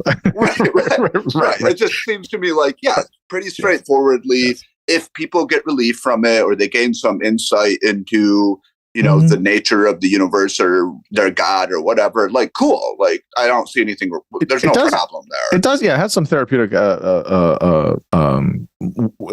great outcomes. I mean, especially if it's microdosed, again, you can't really overdose on it. I mean, the worst thing is you're going to have a bad trip, but it's, it's not like LSD or PCP or something like that. Yeah, I agree with that. I don't see what the harm in having, I mean, to me, if you look at the side effects, like SSRIs are way worse. Yeah. Right? So, and we give those out like candy to people. That's right. I mean, you go to the doctor, you're like, I had trouble sleeping last night. You're depressed. Here's Zoloft. Here's sertraline. Right. So yeah, I agree with that. I would say just, I guess, more generally, this is one of those directions where it is clear that we're becoming more culturally liberal. And that is to the chagrin of some, Americans who have traditional values. But I think just generally speaking, that's a good thing. And marijuana has been a slow process. So I think it's actually something conservatives could get behind. It's not like all of a sudden in like 1999, we're just like, all right, it's legalized everywhere. Right? This has been a very slow, experimental, federalist type process. And the evidence that's come in has said, this is okay to move ahead with. Yeah, I agree. Okay, so let's talk about the Senate. Yes. We've kind of talked a little bit about it, but let's talk about it kind of at large. Okay, so there's a lot of big things here. Let's start with the obvious. So, some fascinating races. Fascinating. So the big thing here is Fetterman. Fetterman beats Oz in Pennsylvania, and that's a gain for Democrats, which is, a big relief, because Dr. Oz on his merits is an absolute fucking charlatan and, just awful, and should not have anywhere near time 6 years in the Senate. And no one exudes working class Pennsylvania values like the multi-millionaire New Jersey resident mansion owning Dr. Oz. Dr. Oz with his whole cast of servants and whatnot. Yes, but I would say just big picture is right now the Democrats have control of the Senate. It's 50-49. And we have a runoff on December 7th between the also incredibly flawed Herschel Walker, who once put a gun to his wife's head and has probably paid multiple women for abortions, and Raphael Warnock. So yes, the race with the Fetterman race was, that was the one that I think people were the most surprised by. And especially after the debate, because just, again, to be clear, Fetterman suffered a stroke. In May? It was May, right? Yeah, in the primary. And he's clearly still having issues with it, especially with his ability to be articulate and string together, coherent sentences at times. Yeah, the spontaneity thing is problematic. Yeah, that's still. right. Yeah. And so he goes into this debate. It is very cringy to listen to. You actually feel bad for him. Right. But the thing that's interesting is, some people did focus groups on that after. And a lot of people kind of had some sympathy for Fetterman. They're like, this guy's trying his ass off. He's getting out there. He's in this debate. At least he's man enough to show up to it. Whereas Dr. Oz was just perceived as being a complete jerk and asshole. Right. Right. And that's an amazing political mistake. It's like, why wouldn't you go into the debate and be incredibly sympathetic toward Fetterman and say, look, my candidate is a hero. What he's going through is incredibly difficult. I absolutely applaud him for this. This race is about ideas, and I have the better ideas for our state. Right. But Oz didn't do that because he's not a gifted politician, to say the least. Well, he's not really. I can't speak about his medical acumen, but he wasn't gifted on his show he did with Oprah either. Yeah, I was going to say, I think we can say from his show that he's a quack, right? Yeah. I don't know his background, what he did to get his medical degree or whatever. But yeah, and in the public limelight, he's an absolute, con artist. Yes. Literally selling snake oil. Yes. So, okay. So yeah, it's 50-49 because of Fetterman. And Georgia going to the runoff again. So the runoff's December 6th. And again, just to set this up, so Georgia, Raphael Warnock had more votes, but the thing with the Georgia system is 50. If you don't get to 50 plus 1, it goes to a runoff. So that's why this has happened. And it got to 49.4%. That's right. How close it was. To be fair, the Libertarian candidate got 2.1% with 81,000 votes. So there's your wonderful 3-party system. Jesus. That's right. That's unfortunate. I guess it does matter to have 51 senators. There are some kind of nuances there and procedural stuff, but obviously the most important thing was to get to 50. So I'm happy with that. To me, it's just more important that a human being such as Herschel Walker is not allowed to be in the Senate. So this is what I think people don't understand. Somebody was asking this the other day. I don't know if I explained it well. But I think people are kind of confused or unsure about what does the Senate do and what does the House do, and why the Senate is so important. So I tried to explain to people there's a variety of committees.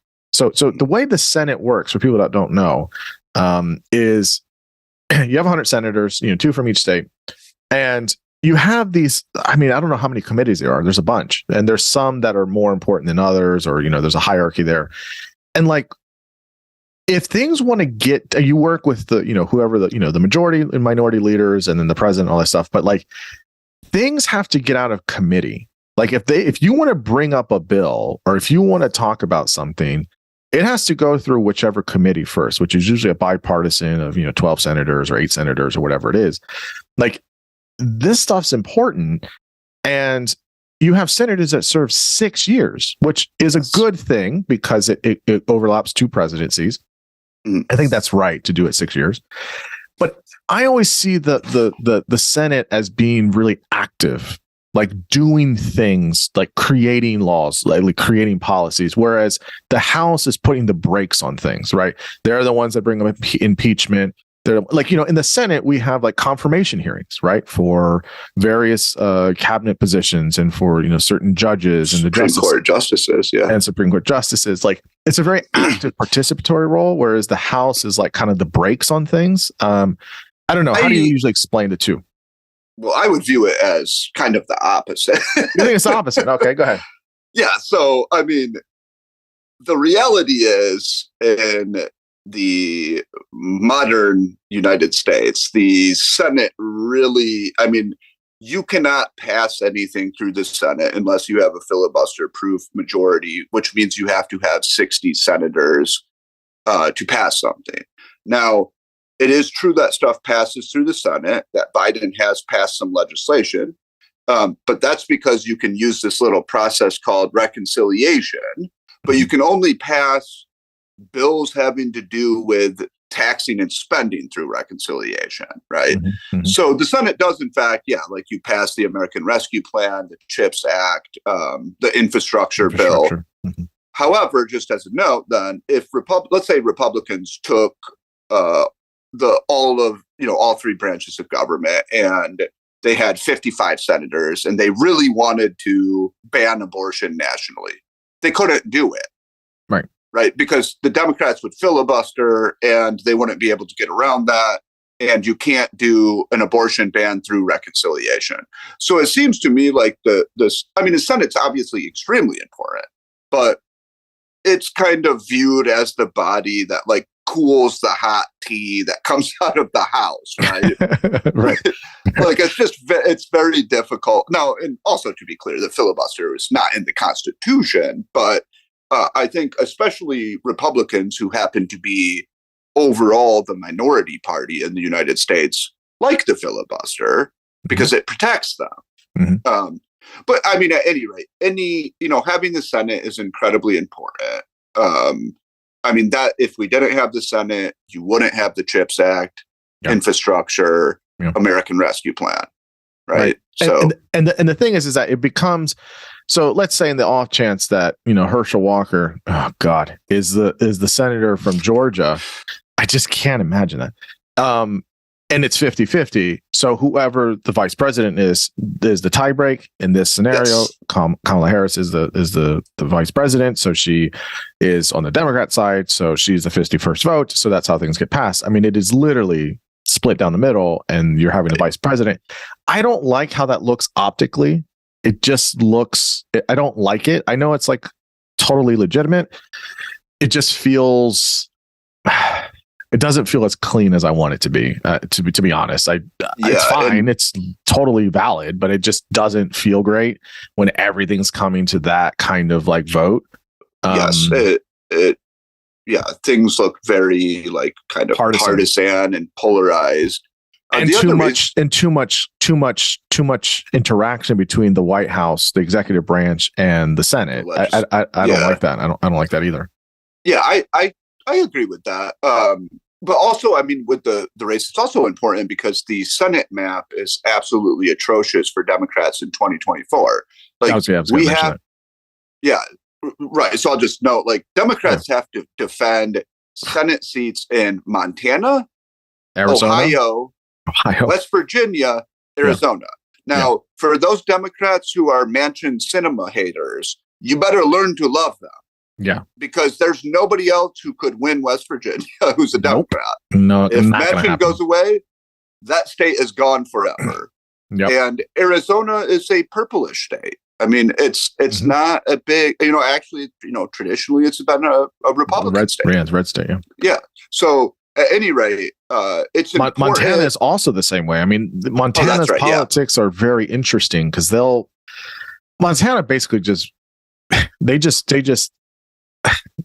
do moderate Republicans and Democrats all the time. I mean, there's not really a lot of daylight between some of these people. I mean, some maybe, but I mean, it's just never. And if you've ever been to Montana or stayed there, like you kind of get it. Like it just makes sense for them. But yeah, I mean, there's a chance that I don't know how it will work for Democrats, but I mean, it's in play. And then Ohio. I mean, Sherrod Brown is great. He's a great guy, and I think Ohioans love him. But I mean, they just elected J.D. Vance.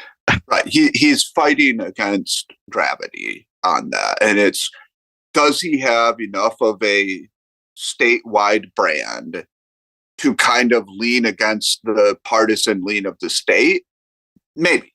But it's going to be tough. West Virginia was like literally, I think, 35% for Trump or something like absurd.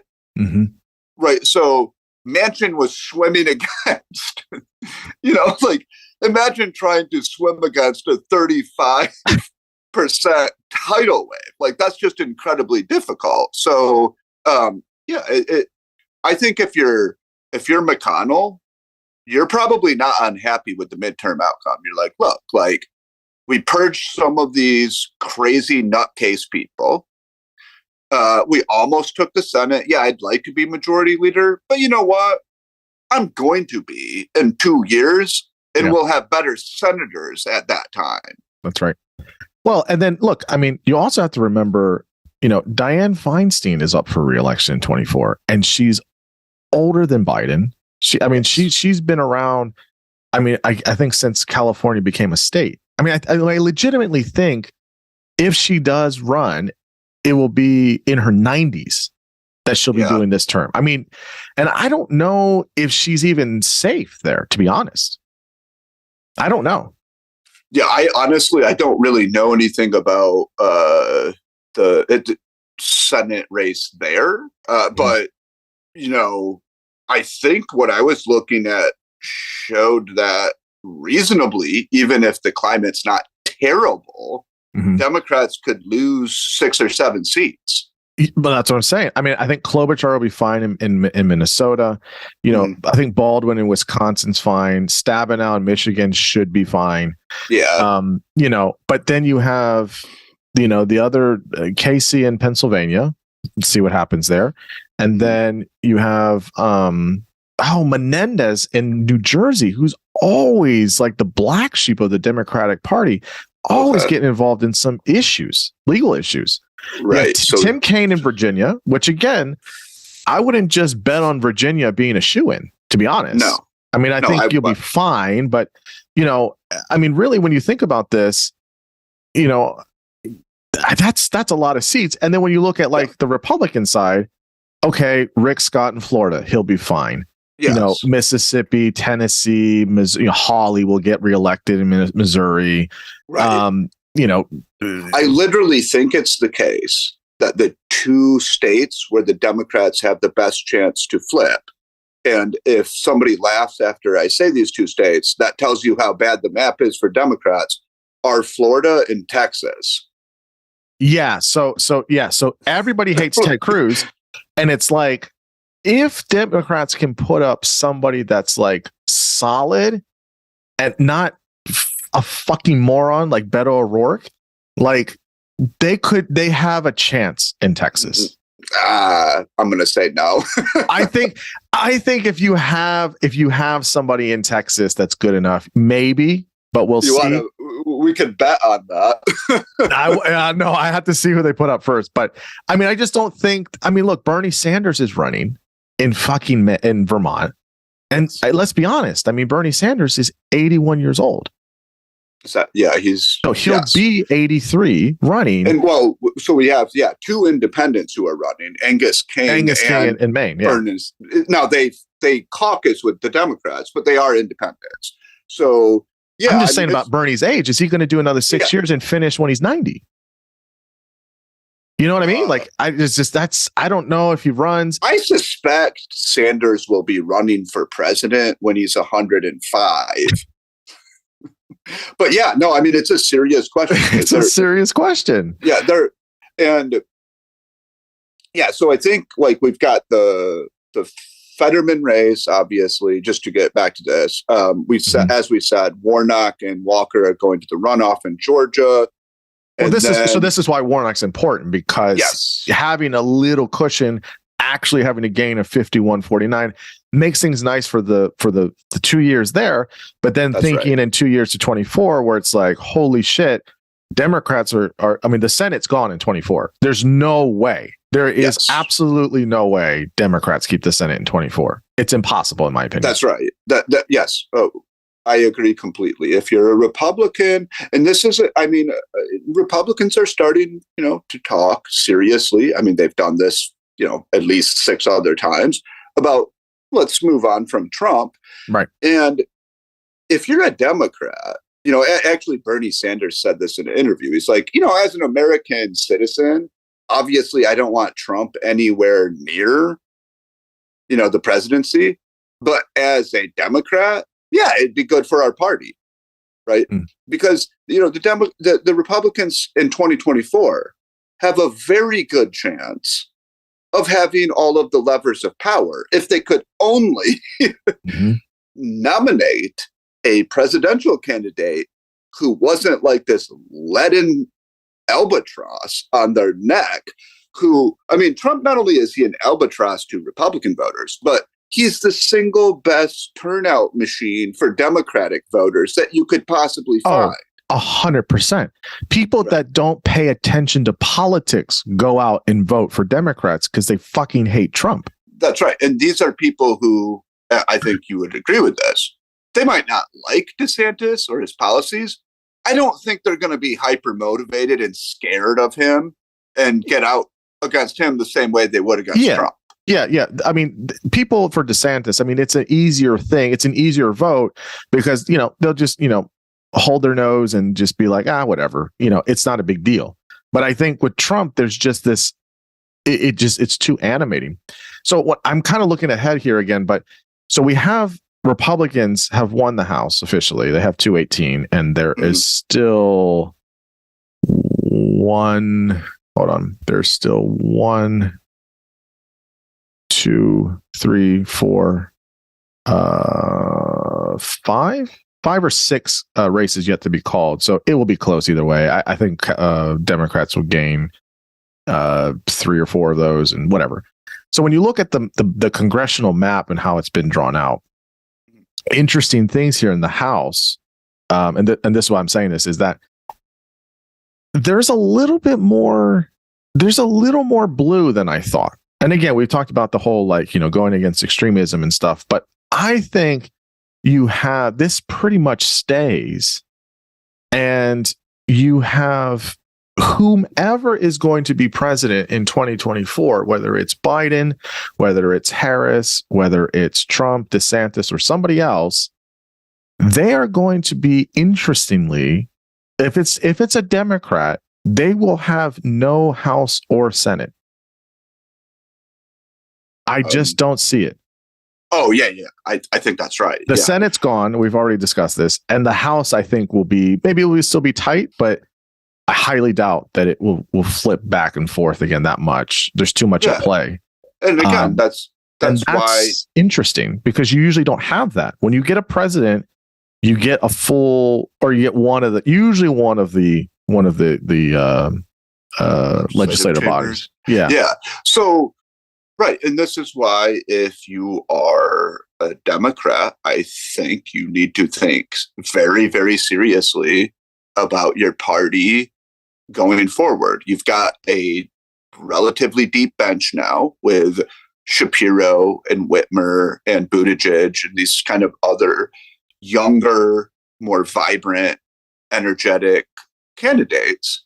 Yeah. But you got to think very carefully about this, because for the last, 4 election cycles now, you've been not somewhat, in many cases, seriously helped by the fact that Trump was on it. So, That's right. like, That's right. he loses the House in 2018. He loses the Senate in 2020, loses the popular vote by 7 million? Mm-hmm. He loses the popular vote in 2016, of course, by 3 million, but, draws the inside straight on the Electoral College. So this guy has been helping Democrats. And I worry that he has somewhat made some of the Democrats' positions that are somewhat out of the mainstream palatable, maybe not palatable, but he's hidden them, right? Yeah. I think you get a normie or even a DeSantis, all of a sudden immigration and how extreme the Democratic rhetoric is on that's going to become a big issue, right? Mm-hmm. Mm-hmm. And I think some of this woke stuff, generally speaking, the median voter is not enthusiastic about third graders talking about sexual orientation or anything like that. Mm-hmm. Again, it doesn't matter what I think about that. I just think like the modal voters, like, probably let's save that. Right. Yeah. So, and the crime issue, of course, as we've talked about. It's going to, I really, people are focusing right now on it's a moment of reckoning for the Republican Party, which is obviously true. But there, I think the solution, it's not going to be easy and maybe it's impossible, but it's at least very clear what that is. It's to expurgate Trump. With the Democratic Party, it's a little bit harder, like, to figure out exactly how to do the messaging and, appeal to like this kind of hyper-educated liberal base, but also appeal to suburban moderates. Like, that's not clear what that synthesis looks like. So this is the thing that is really hard to get at, and I think this is what's hard for people to really hear, is when I look at the map and I'm looking at the House map, the district, a lot of this swung red. There are pockets of blue in Michigan, of course, in Pennsylvania, a little bit in the mountain states. But for the most part, I mean, this stuff swung red in the House and the district. And when I look at the districts, when I look at a map of the United States districtly, it's red, right? It's completely red. Well, and and so in terms of populations and where people are at, and that's what I'm saying, this has to be for Democrats, this kind of also this reckoning of like, look, you're always going to take New England. You're going to take over here in the DC suburbs, a little bit in North Carolina, some districts. New Mexico is always blue for some reason, and the coastal side of California. But outside of that, rural areas are completely red, by wide margins. This isn't close. You have suburbs, which Obama in 2008 had. Like, you had the suburbs, right? Well, in a lot of places, that's mostly gone. And you can't win countries by win the country electorally or even on the popular vote by cities.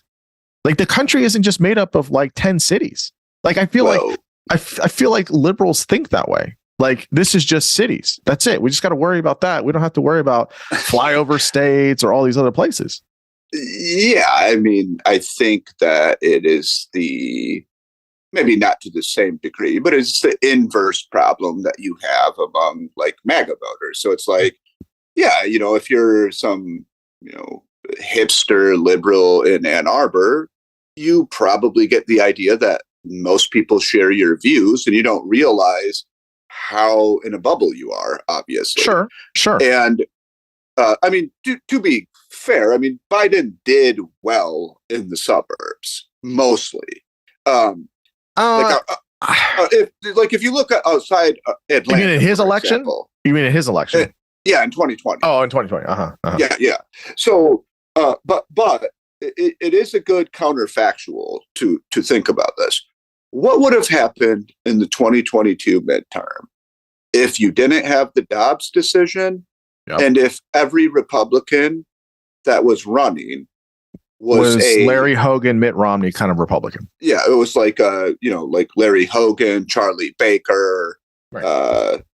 Mike DeWine, Doug Ducey, Glenn Youngkin, whoever. You just pull somebody out who's like a halfway normal Republican.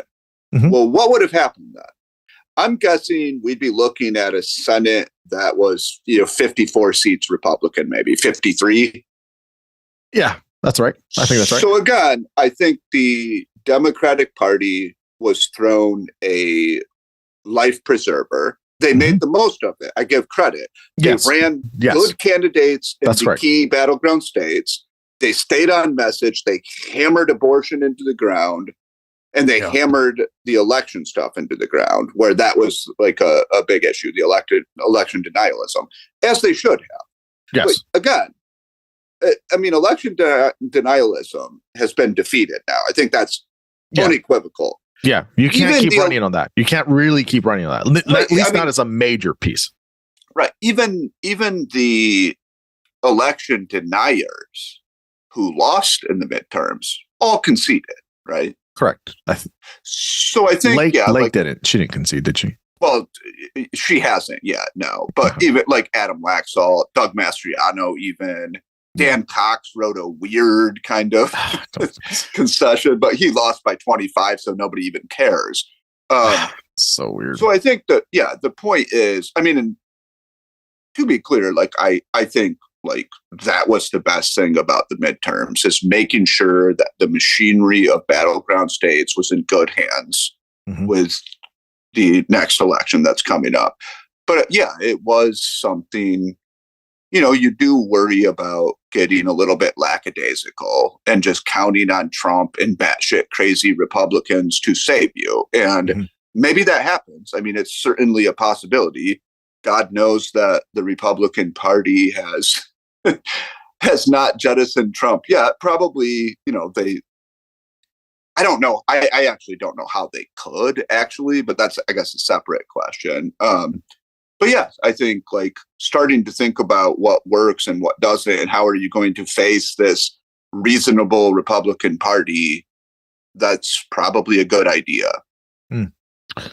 So I guess one thing I have that is interesting here, this is something that, so we're going to get into, I guess, a little bit of race here a bit. So I'm interested here in what you think. So 73% of voters in this election were white. And 58% of them went for the Republican Party. So is that right? That's what the CNN exit poll has. So this is the problem. This is what I don't understand, right? I'm saying this as a multi-ethnic dude that lives in a liberal state. I don't know why Democrats don't talk to white people anymore. They don't talk to them in ways nationally. I'm kind of just saying as a party. I mean, obviously, what Wisconsin and Michigan has done, and Pennsylvania is better. That's what we need to do. We need to do stuff like that. But for example, I was talking to Richard Reeves, right? He wrote that book of Boys and Men. It's a great book. He's a great guy. And we were talking, we were kind of on a riff on something, and we were talking about the infrastructure bill. And he was like, there was this, data that came out that said that, like, it's 70-30, right? 70% of the jobs in the infrastructure bill go to men. And the reason they were kind of looking at that was because I think some women's groups or some feminist groups were complaining about how it's not parity, X, Y, and Z, blah, blah, blah. And the thing, and almost that they were trying to see that as like a bug of the bill. And it was like, no, that's a feature. You go and sell that shit all over America to working class people. And you say, look, we passed this and it has something for everybody. And in fact, not only does it have it for white people, I think it just has it for working class people, because overwhelmingly Latinos are one of the most employed groups in the United States. Latinos fucking work their ass off, right? A lot of people work their ass off, but like that's like their thing. Why don't you sell that to white folks, to Latino folks, to black folks? Like, Working class people all up and down, go to red states and sell the shit out of that. Get what's his name, Buttigieg, to go in and sell that stuff to all of these places. Why not do that? It is a good question. I think that they should. I think that they have largely stopped trying to court the working class white vote, the rural white vote. I mean, there are some exceptions. Tim Ryan, Sherrod Brown. Mm-hmm. I think Fetterman too. Fetterman did that. Of sorts. Yeah. Sorts. Yes, that's right.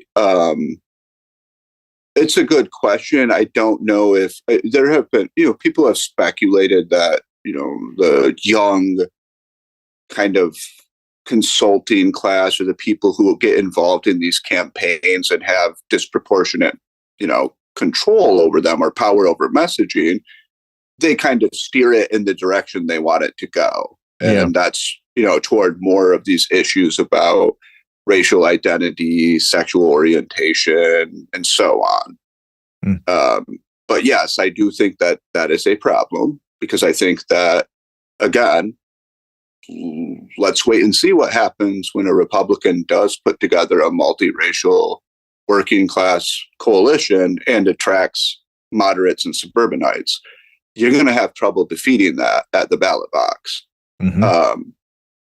So, yes, it's very unfortunate. It's unfortunate that you wouldn't push more on the infrastructure bill, on all of the jobs that you can create through the CHIPS Act. I mean, I know they've tried to get that messaging out, but I think they could do a better job of it, certainly.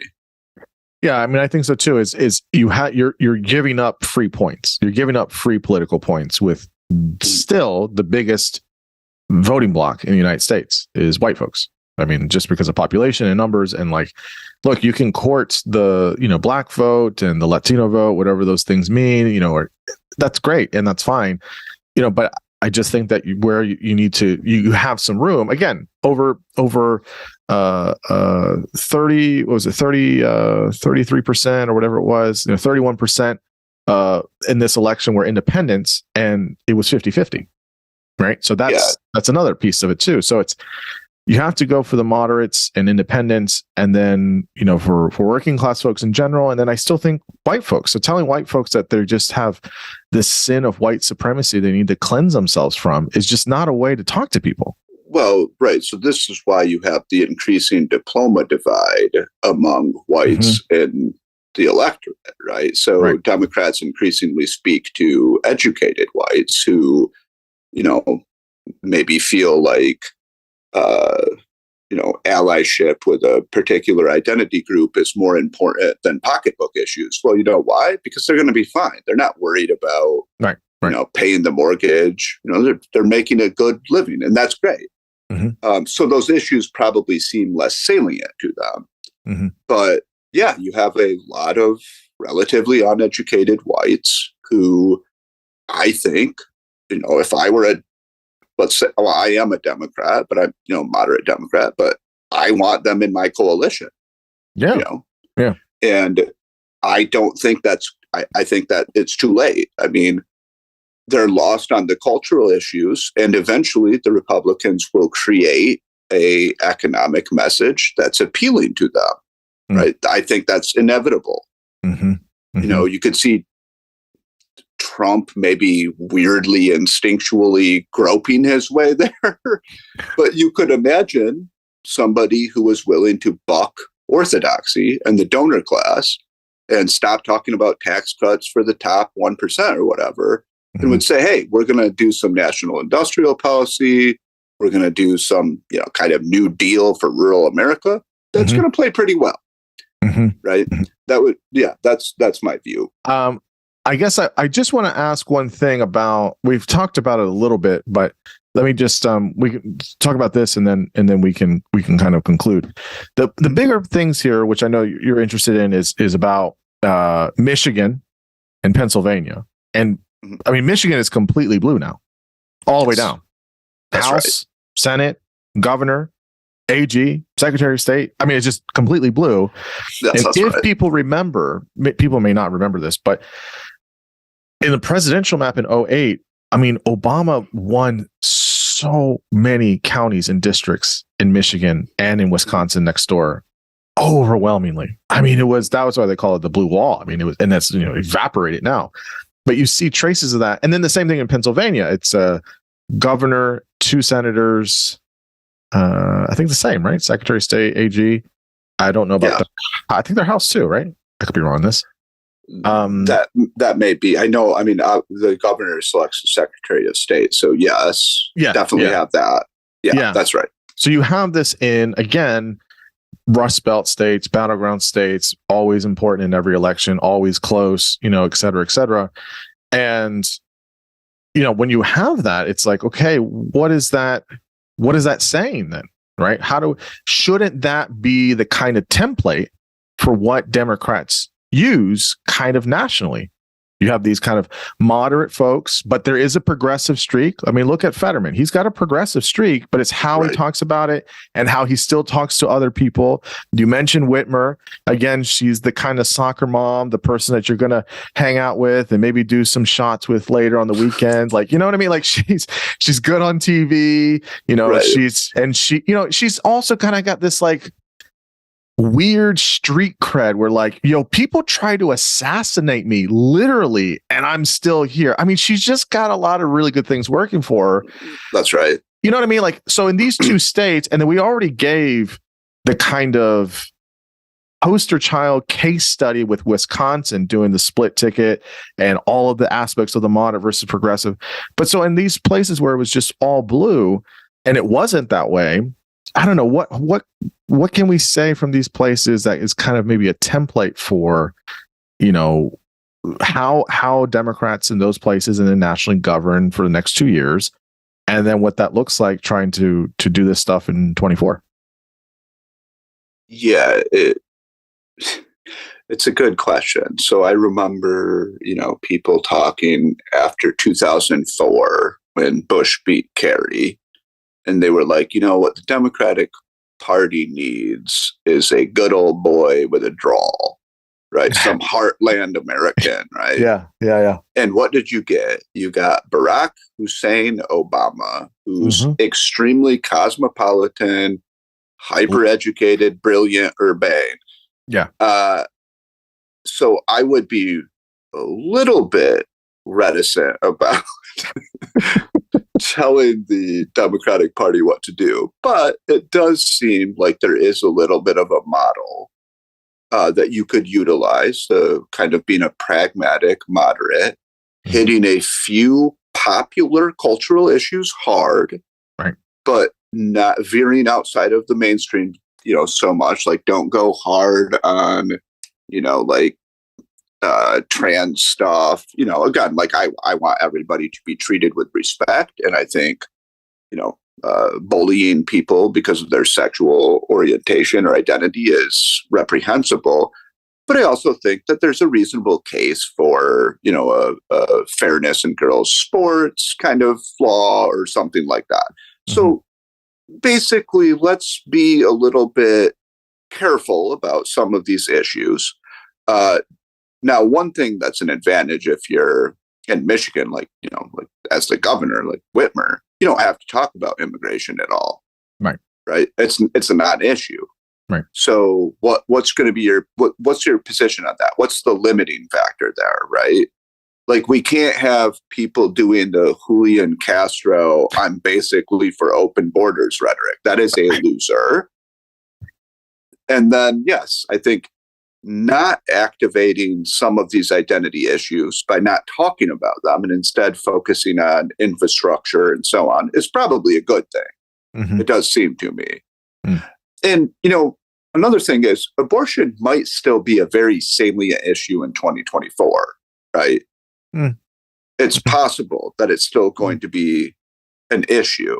And so we know if you're a Democrat, that's a winner for you.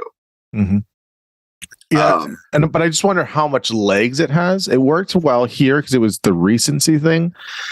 I'll be curious to see just kind of how much legs it has under it. It might. I don't know. Yeah, I would agree with that. And I would also say a lot of that would depend on how quickly the Republicans learn from the midterms. I suspect they will pretty quickly, and they'll just basically stop talking about the issue. Yeah. I would agree.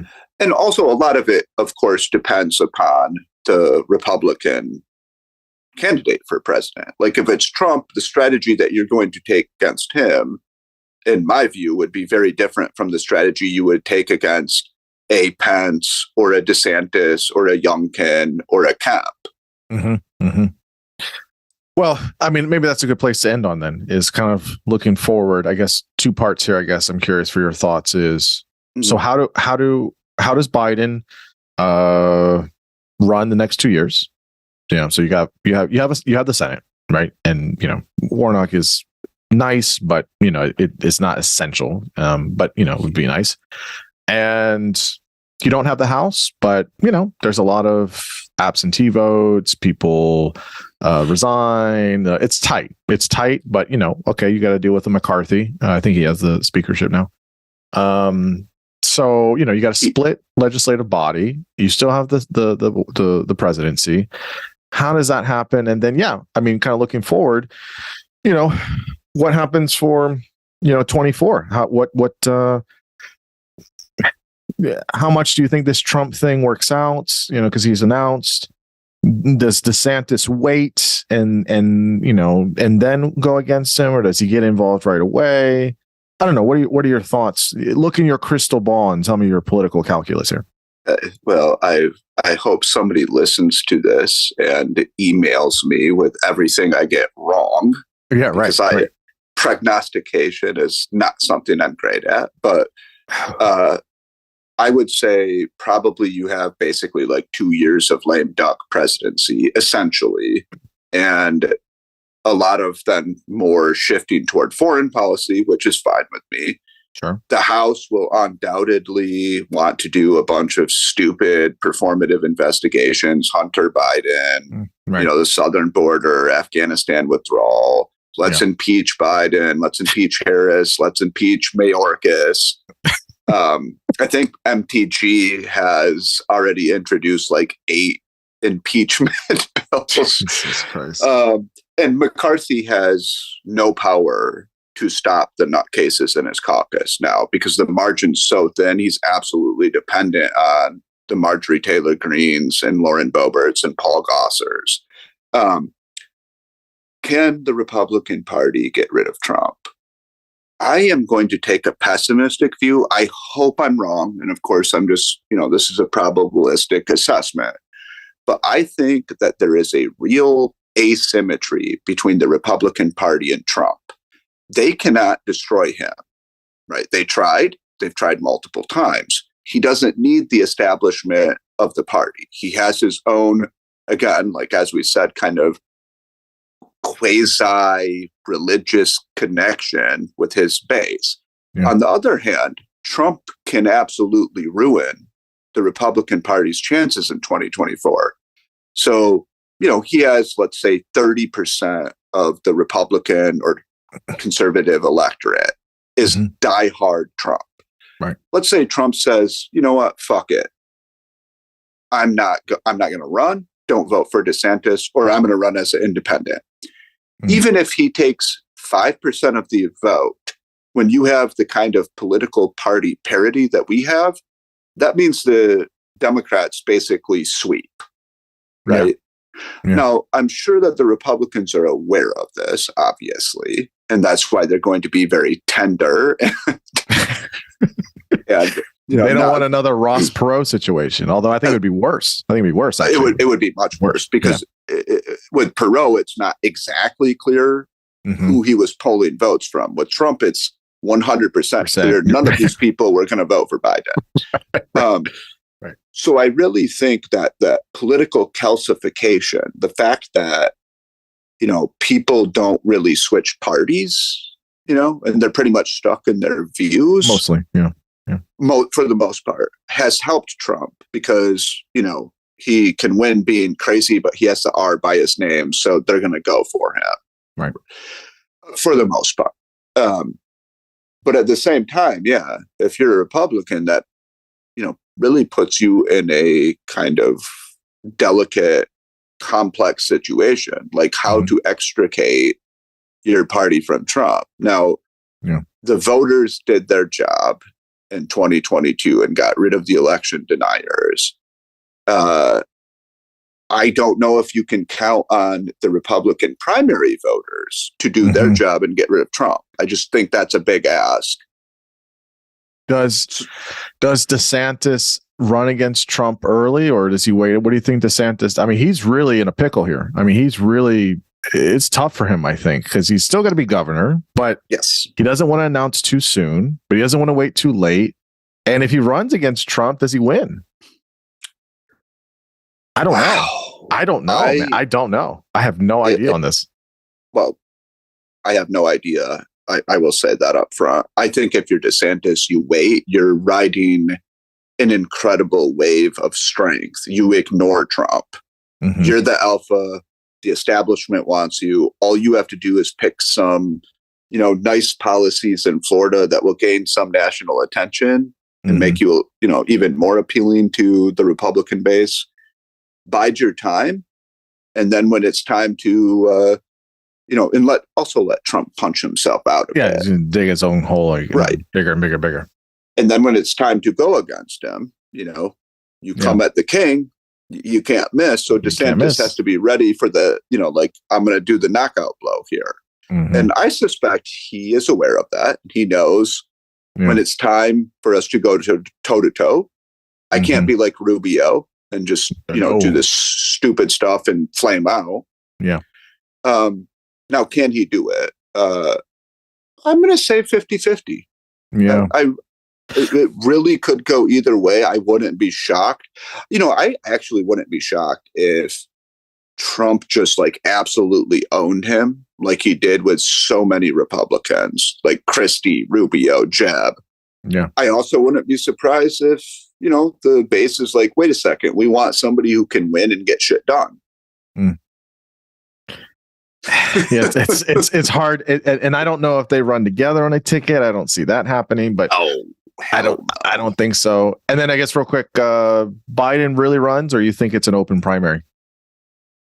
I think Biden will run. I think that's a mistake. I think it's actually a grave mistake. I really think the only possible Republican he could beat is Trump. Yeah, I really do. I agree.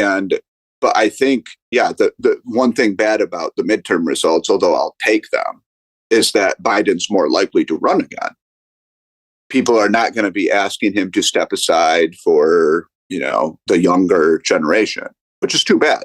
I actually think if we'll see what happens, but if he's really a public servant, I think he would know that it's the right thing to step aside. Yeah. How can you run for president at 82? He's obviously mild cognitive impairment, like many senior citizens. That's nothing. Yeah. I'm not saying anything negative about him. I mean, that just happens as you get older. You just have mild cognitive impairment. That's right. I mean, I've even noticed at 42 that I don't learn some things as rapidly as I did at 20. So you can only imagine when you're 79 or 80. 80 next 80 week or 2 weeks, or whatever it is. Yeah. That happens, and you look at the actuarial tables and you say, okay, well, how likely is it that something really bad happens before his term is over? I just don't see what good comes from that. Furthermore, it really does prevent, the new blood from coming on the scene, whether that's a Whitmer or a Shapiro or a Buttigieg. I want these people to have the battle in the primary and see who's the real deal and who's kind of a paper tiger. Yeah. I agree. It's it's interesting. This election was really interesting, but I think 24 is way more interesting for so many reasons.